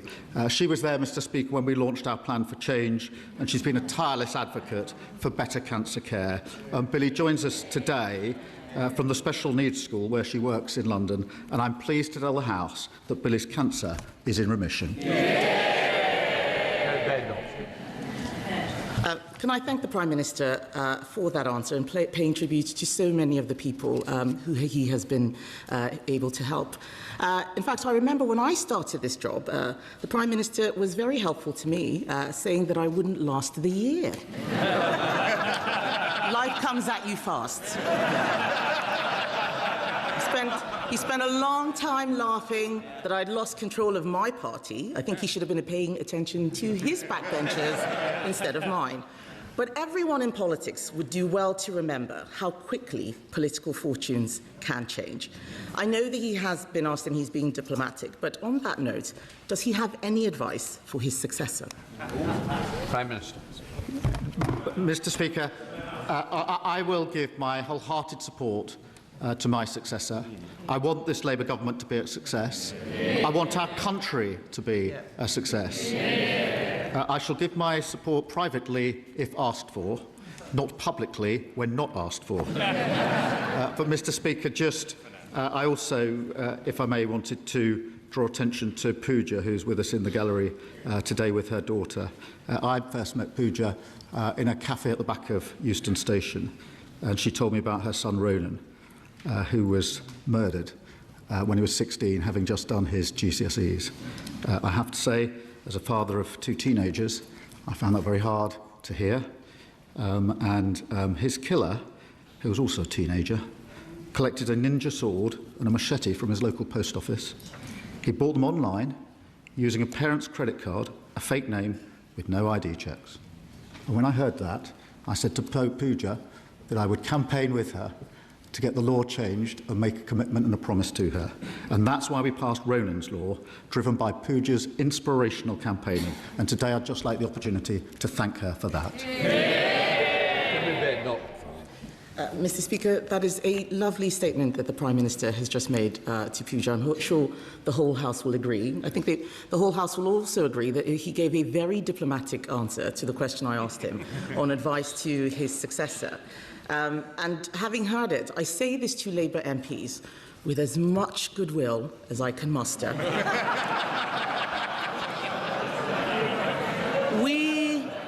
We have been where you are. Changing Prime Minister is not a silver bullet. Indeed, it may be that the Labour Party's troubles are only just beginning. Solving the fundamental problems in this country will require difficult decisions. And you also need to know how to get things done. The Prime Minister once said that when he pulled the levers, nothing happened. Why did he think that was?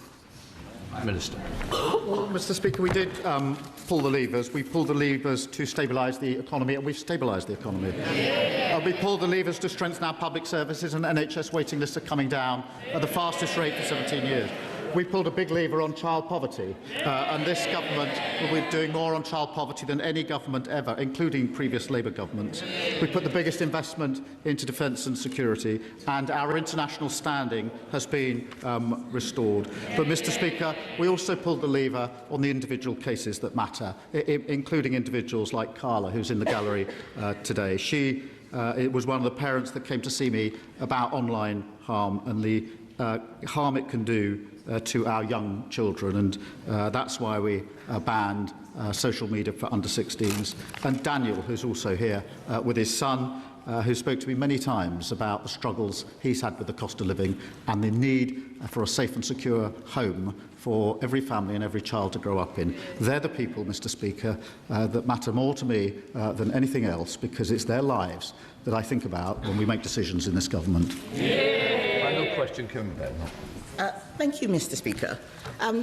So for my last question, the Prime Minister may not think so now, but it is a tribute to him that not a single sitting Labour MP could beat him. Not the member for Ashton-under-Lyne, who couldn't count her taxes, not the member for Sheffield-Heeley, who couldn't count how many phones she'd lost, and definitely not the member for Ilford North, who couldn't count to 81. This is my last exchange with the right honourable gentleman, and I know how much his wife and children mean to him, and that they are in the gallery today. As everyone here knows, our families make a huge sacrifice for our choice to enter public life.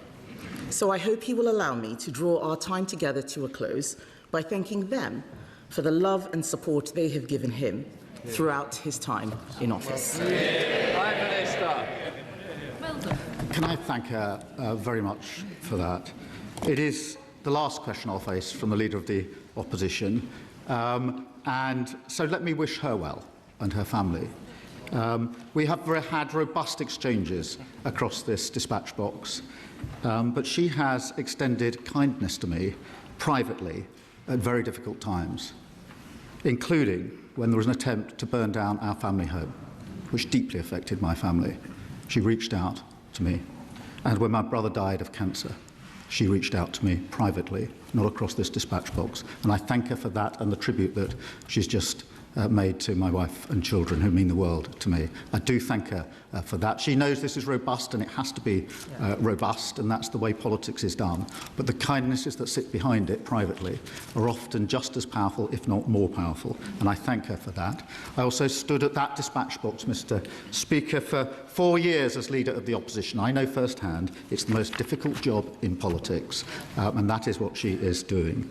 When I did so, Mr. Speaker, we had just lost the 2019 election, which nearly broke my party. It was the worst result since 1935, and we were found to be institutionally anti-Semitic. And, Mr. Speaker, I picked up our party, I turned it round, I made a promise to rip anti-Semitism out of my party, and I did. I turned my party to face the country, and we won a landslide Labour general election. And after 2 years, We've stabilised the economy. We have invested heavily in our public services. We put better protections in for children, particularly on child poverty. We've strengthened our defence, and we've enhanced our international reputation. I'm proud to leave this country in a better shape than I found it. And that's where we'll leave the final exchange between Leader of the Opposition Kemi Badenoch, Conservative Party leader, and outgoing Prime Minister Sir Keir Starmer. It is talk. It's just turned 20 minutes past midday. What we need is a couple of political titans, of political commentary to just chew over the last 20 minutes, which is just as well, because we have two of them in the studio here. We have Peter Cardwell, talk presenter. Good to see you. Good to see you too. With your two mobile phones, I noticed. Yes, indeed. Old habits die hard. Like a drug dealer, yes, yeah, indeed. And your Diet Coke. I've been reading about your Diet Coke in your book. Oh, great. Oh, yeah. You're reading it? What's that, can, what, 7, 8 it's can number 2 today, actually, yeah. So it's only 20 past 12. Good to have you in, and also Benedict Spence, Conservative commentator, who's been here since 10 o'clock this morning. Peter, we'll start with you. I mean, that was very warm, wasn't it? Very giving. Yes, very kumbaya, and that was fine. I mean, that was probably, given the brutality which Keir Starmer is leaving politics, Kemi Badenoch didn't need to do anything. She said when it was clear he was going, she was pretty harsh and said, look, he's been a disastrous Prime Minister. I'm glad he's going. Andy Burnham won't be any better. And there are a few jibes at Andy Burnham in there, and she really used that exchange to attack Andy Burnham. That's really the only person she attacked, apart from a few jibes about various people at the end there, including Lou Haig, who and her mobile phones, and Angela Rayner and her taxes and so on. They, of course, both of them could be back in the cabinet this time next week. So it'll be fascinating to see. For Keir Starmer, I think he was very dignified there. He talked quite a lot about a number of people he'd invited to the gallery for his last time as Prime Minister. He will go on Monday, but of course Friday is the coronation of Andy Burnham. That'll happen around 12. We'll have full coverage here on Talk, and then on Monday the switchover between Prime Minister and the new Prime Minister. Let's hope that that is totally overshadowed by the fact that England have just won the World Cup. Absolutely. Benedict, your thoughts on what we've just seen and heard? It was far too conciliatory for my liking. You wanted a bit more rough and tumble. A bit more poison. Yeah, exactly. I'm a fan of blood sports, and that's what I came here for, and I got absolutely none of that whatsoever. Obviously, I think it was always going to be a bit like that, and, you know, I don't think Kemi Badenoch necessarily needed to stick the boot into Andy Burnham, preemptively, because she'll get plenty of opportunities to do that. It's going to be a very, very difficult couple of months for him. He's not particularly well prepared, and we all know that. But, you know, it's a curious thing, isn't it? You know, we're touching upon it right at the end there, when the Prime Minister thanked Kemi Badenoch for being, you know, thoroughly decent to him in particularly difficult moments, you know, without sort of wanting to dwell too much on what happened to poor Anne Widdecombe a couple of days ago. I think that was always going to be the case, that this wasn't going to be, you know, particularly pugnacious. If nothing else because of that, I think it would have been a pretty poor reflection. Would have been inappropriate. And I think it was important and good that the Prime Minister did remind everybody in the House that actually even your political opponents are capable of, and expect, I think, frankly, that sort of humanity to be extended to them. And I think that was an important thing to say. All right, more analysis and reaction from Peter and Benedict in a few moments' time. This is Talk.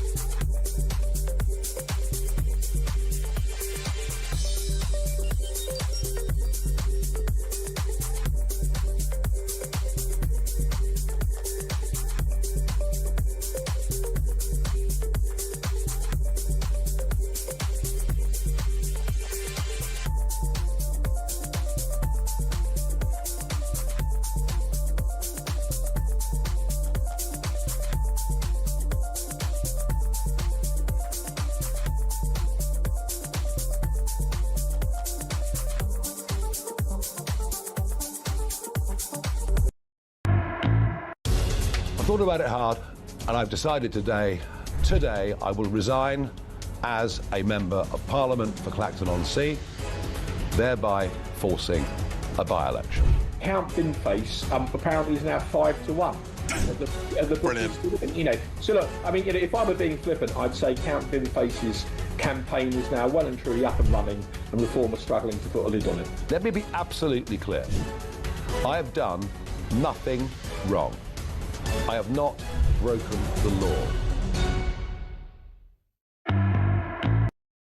Across the UK, on DAB+, on YouTube, on your mobile, and on your side.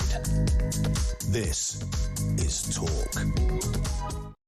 I'm Duncan Barks. This is Talk. Benedict Spence, Conservative commentator in the studio. Peter Cardwell, Talk presenter, as we just do a little bit more reaction to the last ever Prime Minister's Questions featuring outgoing Prime Minister Sir Keir Starmer. We know that Kemi Badenoch started with a tribute to Anne Widdecombe, which was right, which was proper. She also made the point that she was going to be slightly more gentler towards Keir Starmer than he was when Boris Johnson was the outgoing Prime Minister. And I thought it was really interesting the way she mentioned about Zelensky as well.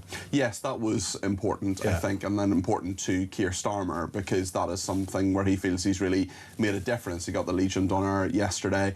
Also, he has said that, he said yesterday, as long as I have breath in my body, he was going to advocate for Ukraine and advocate for what Zelensky wants to do. So it's one of the few things that the Conservatives and Labour have been basically as one on when it came to Ukraine. It was probably appropriate that she brought it up today in this very conciliatory PMQs.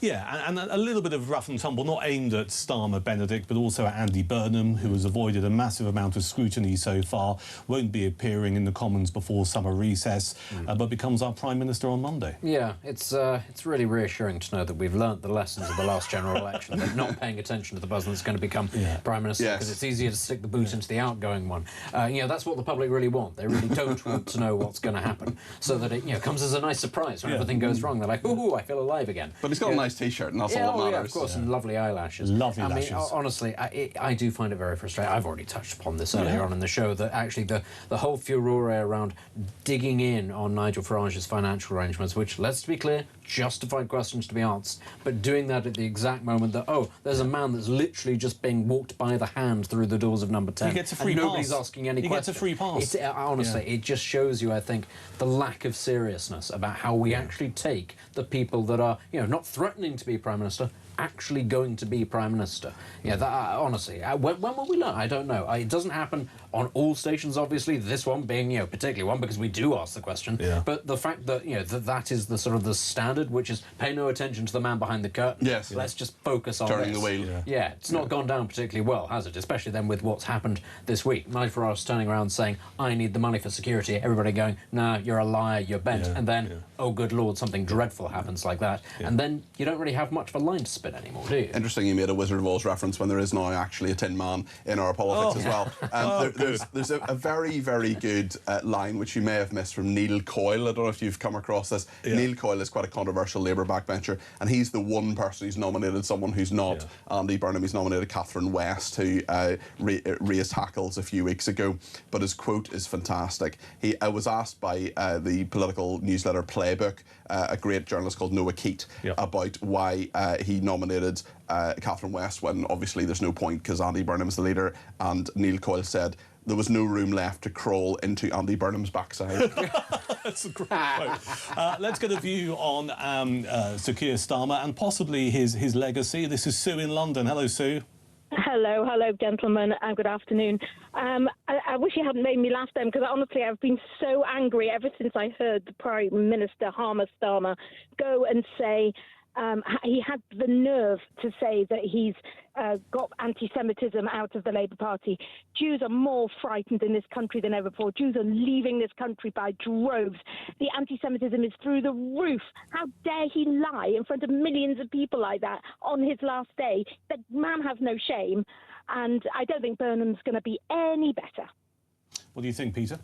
that's a fair point, but I do think the Labour Party is better with anti-Semitism than it was when Keir Starmer took over. But Sue's absolutely right. There is a real problem with anti-Semitism in this country. It has become normalised. There's so much anti-Semitism, still a bit in the Labour Party, huge in the Green Party as well, some other parties as well. And I do think that Sue's absolutely right. There are people leaving in droves. There's so many people who are moving to Israel and other places because they just don't feel welcome in this country. I think Starmer did what he could given what he inherited, but the fact of the matter is whether or not members of the Labour Party wish for there to be an eradication of anti-Semitism, there are now demographic changes in certain constituencies around this country that mean that anti-Semitism, hatred of Israel, is politically expedient, and at the very least it's wise to not speak out against that, because otherwise people will vote against you. And I have to say, for a party that goes on so much about lecturing us on what British values are, it is remarkable that so many Labour MPs refuse to engage with the fact that we have allowed into this country millions of people who hold the, I would say, distinctly un-British value of believing that Jews are less than human, and have absolutely nothing to say about that because it might impact their electoral prospects. I think that's disgraceful. Got more reaction coming in from our viewers and listeners here at Talk. This is Troy. PMQ, sorry, far too much sucking up to the worst PM we have ever had, says Troy in Suffolk. James says, listening to PMQs, I see the uni party is alive and well. Donna's saying, watching the Commons on Talk, Starmer is such a delusional idiot. These so-called elite politicians are pathetic. Shame he didn't invite Rihanna White's mum to sit in on his super moral gallery. I'm so sick of all of this. And Paul Hamilton says, Britain will never be a success with Labour in power. Earlier, we broadcast live a press conference from Westminster with Zia Youssef, Home Affairs spokesperson for Reform UK.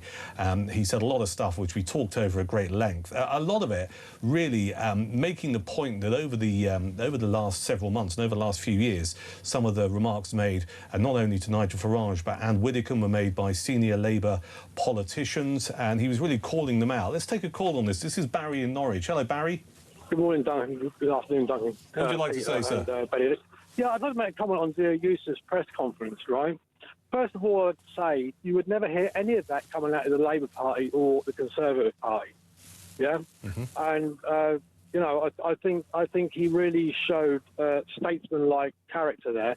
I listened to it, and for him to offer all MPs, no matter what party they are from, full protection, I thought was very noble of him to do that. Yeah, not that I agree with it, to be honest with you, but like...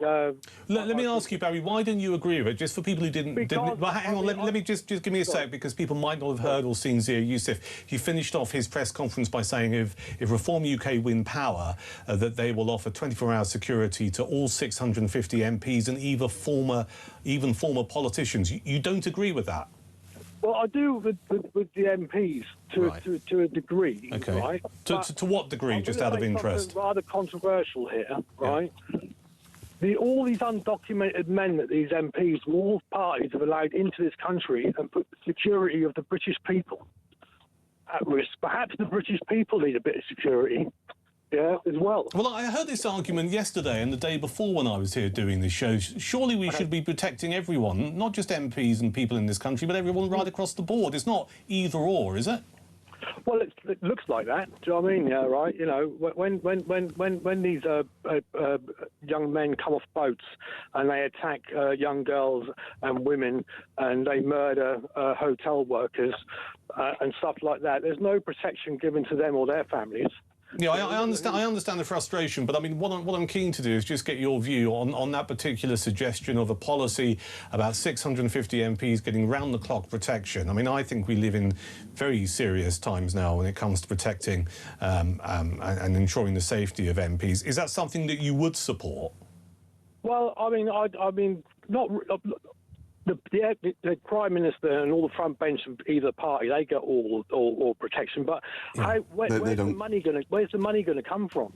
Yeah, right, to protect every MP and every Are we going to have MPs shut off from the public? Are we going to have no more surgeries? I mean, part of our democracy is to have easy access to... Well, that's the point, isn't it? I think the argument could be made that you would still have constituency surgeries and MPs might feel safer to have them if there was this round-the-clock protection that Zia Youssef has been suggesting if reform get into government. Peter, I mean, you've worked in politics for many, many years at various different levels. It's quite interesting there, Barry's view, this kind of idea, which is, well, you know, maybe MPs shouldn't get increased security because as a nation, as a population, we're under threat. We don't feel secure. You heard what he had to say.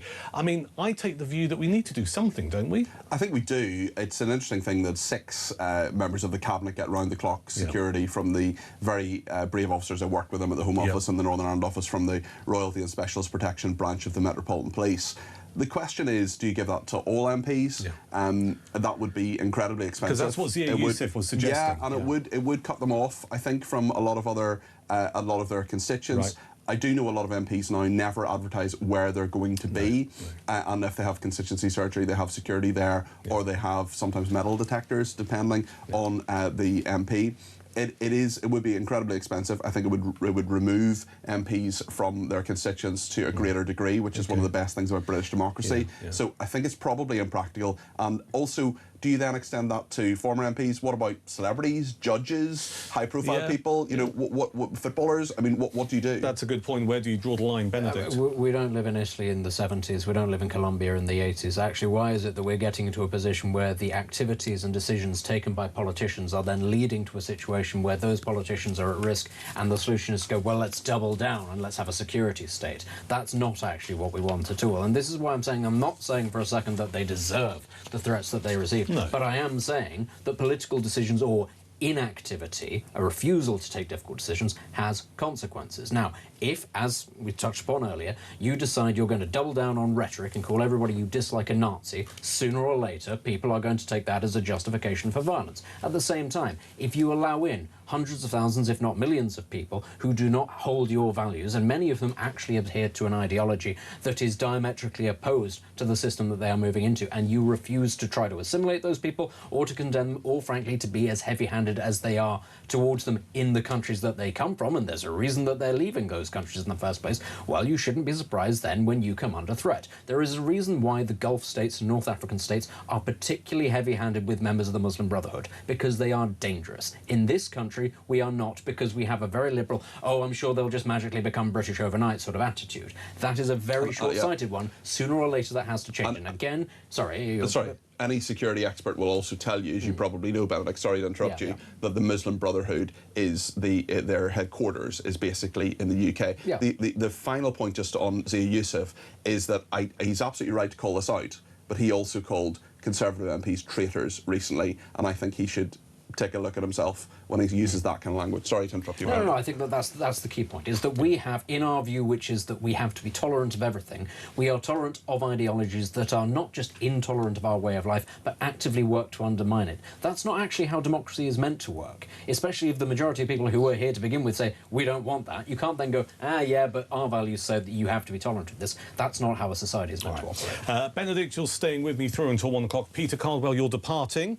And you're back on the air at 7 tonight. That's right, 7 till 10. What's in store? I'm very hopeful people will be watching between 8 and 10. But I fear there may be a slight distraction there. Many people in Scotland, Wales and Northern Ireland and beyond will be very welcome. Your Scottish audience figures are going to go through. The Argentina fans, yes. Peter, pleasure to have you in. Thank you, Duncan. Benedict, staying here through until 1. We're going to talk the World Cup next. Who would have thought it? This is Talk.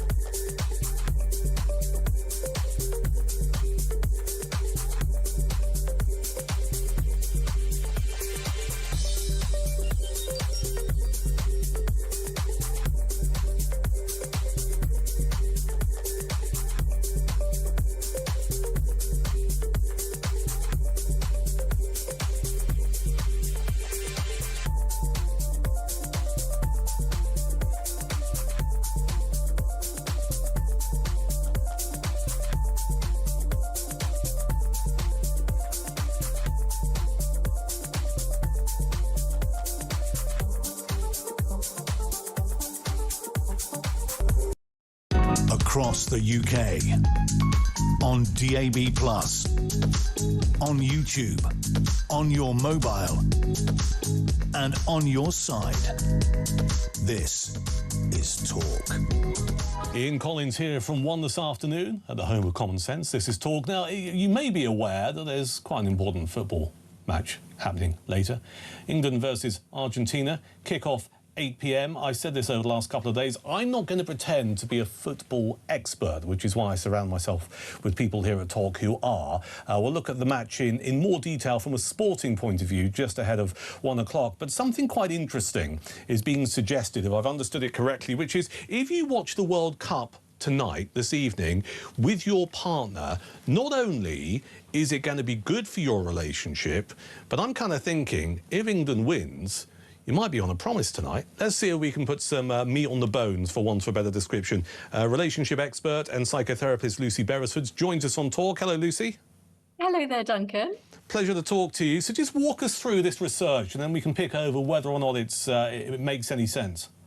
Well, it's a really strong psychological principle, which is that when human beings go through the same experience together, it almost acts as a glue and solidifies that bond that you have. And it could be a negative experience, but it also works if you have a really positive experience. So this research, it's come out from Ashley Madison, the discretion-led dating website, shall we say? Yeah. And they ask their members, you know, are you going to watch the football and what does it feel like to watch it with your partner? And nearly 50% of people said, actually, yes, it really improves their relationship to watch a World Cup football match with their partner. I think it's because it creates these mutual memories. You're adding to your memory bank and it's just a really positive experience. So you could watch, a couple could watch the match tonight and just kind of like bask in the warm glow of an England victory over Argentina. They have that shared moment, which is a moment of joy. And potentially that's not only good for the relationship, but let's cut to the chase here, Lucy. Does it mean if England beat Argentina, there might be a bit of jiggy-jiggy and nookie-nookie going on later? So you want to see a spike in births in about 9 months' time? Well, it's up to people whether or not they use contraception, but I'm just wondering whether or not, you know, there might be some lucky chaps across the United Kingdom, or certainly England tonight. Ever the practical man, yes, I think you could be right. There could be some precautions taken. But yeah, it's about that sort of euphoria. On a more national level, I would fully expect to see a spike in the national mood tomorrow and for the next few weeks, and one might say that Andy Burnham is a very lucky general in that sense, to have that uplift in your mood because of having been through something very, very exciting, potentially quite tense, but ultimately very euphoric because, as you say, England will win. And let's just extend this line of thinking. I mean, you're a psychotherapist, you're a relationship expert. Presumably, it's not just football. Any kind of shared experience as a couple, is that taken fundamentally as a good thing to keep your relationship healthy? Absolutely. The problem when you get into a relationship, a long-term relationship, is it can get very stale. And actually doing things together, doing spontaneous, quite playful things together can be a really good way of reminding each other why you fell in love with each other and keeping that flame alive. Because we get into ruts, we get into grooves when we're in a relationship, and we get into habits, and you can start to take each other for granted. Whereas this is why date nights are so important for people who've had children. It's why you should always have a lock on your bedroom door because and there are lots of parents who frown upon that because they worry that their children won't be able to access them. But that is the point. You want to have time together just to nourish that couple that you have created. And are there any particular pastimes that bear fruit? I mean, you know, well, we're talking about obviously England against Argentina later, and you've just outlined brilliantly why it's important in a relationship to find time to spend with each other. I mean, can it be as simple as going for a walk in the park together, or is there other stuff that people should be thinking about? Well, it can be, and actually walking in the park together is very useful when you have conversations to have, for example, because you're not facing each other, you're walking side by side, and it's a very gentle activity. So it can often give rise to some really useful, perhaps quite important conversations. But the interesting thing about the World Cup is that it's got a lot of emotion attached to it. And when we are with other people and we share that emotion, there is something physiologically about the bond that is intensified. It isn't just, oh, we did this nice thing, we went and had this nice meal. But if something hilarious happened at the meal, or if something very dramatic happens at the football match, it's that added emotion that really kind of solidifies the memory in the memory bank. So it's got to be an activity, but also something really powerful, which is why first early dates are so exciting, because you've got so much emotion attached to the date. And as you get into a relationship, then that emotion kind of fades a little bit. So it's always about trying to find activities where you're increasing the emotion as well, which of course, obviously also brings us back to sex, which is a great unifier. It is indeed. Right, a couple of very quick questions. You watching the match tonight? I will have to, yes. It will just be impossible not to. Are you watching it at home, or are you going to go to the pub? Go to the pub to have that joint experience. Marvellous. I think the euphoria of it will be very important. All right, and very quickly, score prediction? 2-1 in extra time. Oh, extra time 2-1. Lucy Beresford, relationship expert and psychotherapist. But not football expert. No, not a football expert, no, but certainly a relationship expert. Lucy, thank you for your time. More World Cup chat in a few moments' time. It is England versus Argentina. Kick-off at 8 o'clock tonight. We'll get a further view on this from football commentator Ryan Bromwell. Here next at Talk. Here at Talk, we're giving you the chance to win a massive £26,000. The question is, what would you do with all that money? I don't know. We've got a wedding. I would buy a camper van. Probably just like clothes, yeah. Go on a big holiday. Emigrate. So if you fancy getting your hands on £26,000 tax-free, here's all the details you need to enter.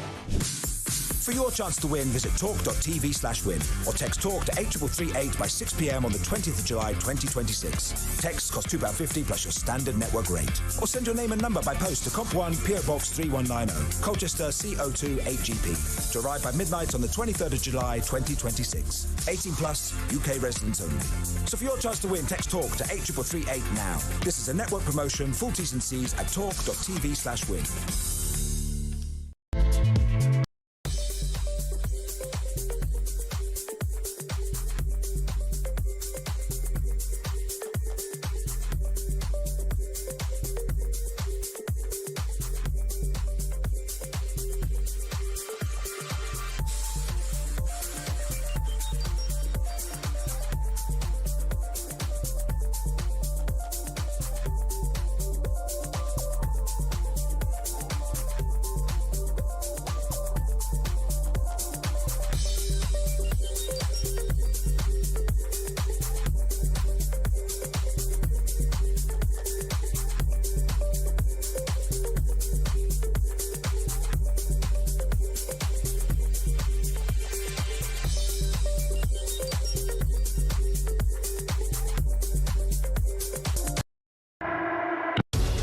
Thought about it hard, and I've decided today I will resign as a member of Parliament for Clacton-on-Sea, thereby forcing a by-election.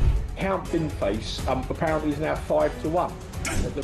Brilliant. You know, so look, I mean, you know, if I were being flippant, I'd say Count Binface's campaign is now well and truly up and running, and Reform are struggling to put a lid on it. Let me be absolutely clear.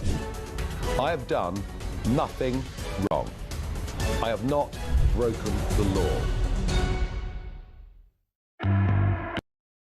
Across the UK, on DAB+, on YouTube, on your mobile, and on your side. This is Talk. 10 minutes to 1, I'm Duncan Barks. I'm here through until 1 o'clock. Ian Collins here from 1 this afternoon here at Talk. We'll get Mr. Collins in shortly, find out what's going on. In the meantime, let's talk about today's big event. Not Prime Minister's questions that we had earlier. I'm talking about England versus Argentina. Gets underway at 8 o'clock tonight. Ryan Bromwell, football commentator, joins us once again on the show. Ryan, hello. Yeah, good afternoon to you, Duncan. Good to see you again. Good to talk to you again. There's a lot riding on tonight's match. I mean, not only where we are currently in the World Cup, but, you know, I'm thinking 1986, 1998. We need to win this. Yeah, the stakes are huge. It's no mean feat to get to a World Cup semi-final, and they haven't really put in the best performance just yet. I mean, in the Norway game, they left the front gate open, they left the front door open, they had the alarm switched off, and Norway still couldn't let themselves in, you know.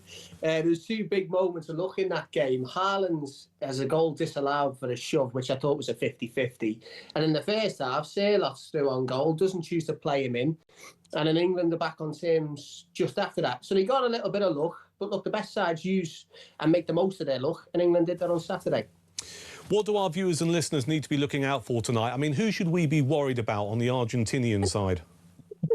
So if you think I need to tell them, Duncan, Lionel Messi, I think springs to mind on that front. And look, even at his age, it's hard to have a serious conversation about decline when Lionel Messi is enjoying the most prolific World Cup of his life. He's already worked his way through the repertoire. A hat-trick against Algeria on the opening day, then a free kick outside the box that roots the Jordan keeper in concrete to the spot, then a two-touch finish of just like beautiful simplicity against Cape Verde, and an equaliser against Egypt that keeps Argentina in the tournament. At 39, there are occasional reminders that he is that age. You know, there's a penalty that he misses against Egypt that he should do better with, and it's a big moment in the game. And then in the second half, he's clean through on goal, and the effort he has doesn't quite obey the picture in his head. But the problem is he's got a knack and a habit of reminding you that he's Lionel Messi. And although he's never faced England in 21 years and 205 caps, like anyone with a TV remote and a pair of eyes, they'll know everything that he brings. They'll know the mystery that he is. He's football's longest running exception. That's the best way of describing him. And this isn't just about football. I mean, you know, there's a lot of national pride beyond football going on here because, of course, we've got 30,000, I think it's around 30,000 England fans going to Atlanta. We know there's going to be Argentinian fans there. We know some of the chanting will take place, and invariably the Falkland Islands will be mentioned, allegations or cheating, FIFA decisions in the past, etc., the hand of God. I mean, are we, and we don't want to see any violence going on, but are we thinking things might get a bit rough and ready with the fans? Well, look, I mean, I think the focus should definitely be what's on the field. That episode of the Top Gear where they go to Argentina has been doing the rounds, hasn't it? When they're trying to get out of Argentina and they get belted by a mob that have sort of, you know, come around because of they were making fun of, I think, of the Falklands. But I think on the pitch it could be chaotic. I've actually gone for a 3-3 tonight. I think there's going to be plenty of goals. I think you've got two teams that are very evenly matched, and you've got star quality in both ends as well. You've got Messi and you've got Bellingham, and both are having, you know, World Cups for the ages.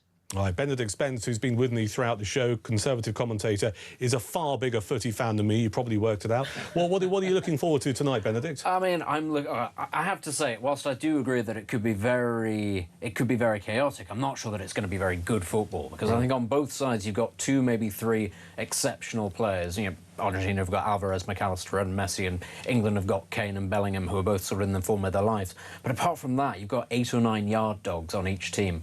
And to be honest, that's kind of what you want when it's England versus Argentina. You want people that are going to be going toe-to-toe with each other. But I'm not necessarily convinced that the quality of the football is going to be very good. Last night we had Spain versus France, and that was very much about the quality on show. Tonight, it's one of those where I think you've got players who are quite good at winding each other up. A lot of them play in the Premier League as well. I think that there's going to be a lot of needle, and I think also if it goes on a little while without there being a breakthrough, the fans are going to start to get into each other, and I think that the atmosphere could get quite tense, especially, of course, because it's probably Messi's last World Cup. There's that added pressure on Argentina to do well, and that added incentive for England to just take something off the Argentines. Plus, we owe them for Maradona and the hand of God. It's about time we actually gave them a bloody nose back. They've got it coming. I mean, Ryan, the quality of football, as Benedict has just outlined there, do you think we're going to see anything special, or is it going to be pretty poor? Well, no, I think Argentina's campaign so far has been built on hunger and grit and desire. And you're not going to beat Argentina by asking who wants it more, because that's a conversation that Argentina have been winning all tournaments. I think for us, it's about asking them football questions. You know, it's an aging side. They're vulnerable in the wide areas. Neither right back is 100% fit either. Switzerland got lots of joy down that side. Cape Verde also showed their teeth. And I think from our perspective as well, if we can try and disrupt the supply between Rodrigo de Paul and Lionel Messi, where that service usually comes, then you might limit that threat. On paper, our midfield is far stronger than theirs. So look, they've got every chance. They've got every chance on paper to take themselves to a World Cup final. They just need to show up on the night. All right. And a score prediction? I said 3-3. I think it'll go to extra time. England wins on pens. Yeah, and the last time we spoke, which I think was on Monday, did you say you were planning to watch it in a pub in Fulham? I am, yeah. I give the King's Arms a shout out. I'm giving it another one there. Yeah, and I'm going to watch it with my dad tonight, but that's the final destination, hopefully. So get yourself down there, Duncan, if you're free on Sunday. All right. Happy to support boozers right across the United Kingdom. What's the name of the pub again? It's the King's Arms, Fulham, and they're doing £4 pints on Sunday. Beautiful. Listen, good to talk to you. Thank you, Ryan Bromado, football commentator. Benedict Spence, have I asked you where you're watching the match today? No, you've not, but I will be watching the pub as well. I'll be probably in the Fenton Arms in Vauxhall. That's where I'll be. I'm really looking forward to it. It's going to be exciting. It's going to be good. I can't decide. You see, I have two pubs within a 30-second walk / stagger of where I live. One's quite a trendy kind of craft beer bar, which is all right. That's called the Little Monster Tap. Yeah. The other one is a proper old-school kind of wet pub called the Eastgate, both in Chichester, and they've got it on as well. As I was saying earlier to Jeremy Carl, I love the atmosphere, but when you've been sitting in radio studios with big headphones on your head over the last 30 years, sometimes your hearing's not as good as it used to be. So I might just end up on the sofa with an Indian and a bottle of Shirazi in Collins. Yeah. I might be with a Frenchman and a bottle of Shirazi. How many Frenchmen do you know? Choice 33. Yeah. I will be anywhere where I can sit down. Yeah. Right. Now, this is not an age thing, because I've always had this. Shall I plug myself in? Oh, you're not in? You can hear me. Yeah. It's not the chair we're plugging in, it's your microphone. Some have suggested it should be the chair. I've never been, football match, gigs, I want to sit down. I don't want to stand up anywhere, frankly. Right. I want to sit down. Football match, in particular. Went to the pub, they said, we've paid for 3 tables, this is the last match. Brilliant, we can sit down. Everybody stood up. Right. So, what are you standing up for? Yeah, well, is this an age thing? No, that's what I'm saying. Since I was 18. Oh, since you're 18? Yeah. I went years ago, I went to see Big Country at Wembley. That was the first good gig. band. Good band. First band I ever went to. And I thought, why am I standing up? I've just paid for a seat. Why am I standing up? This is insane. Right, so you're not going to go to the pub because you'd probably have to stand up. No, as you go around a mate's house, it's got quite a sizable garden, and that will involve. But a couple of the guys there, even in the garden furniture setup, stood up to watch the last game. Well, sit down. But can you? I mean, look. I mean, it's the most middle-class old man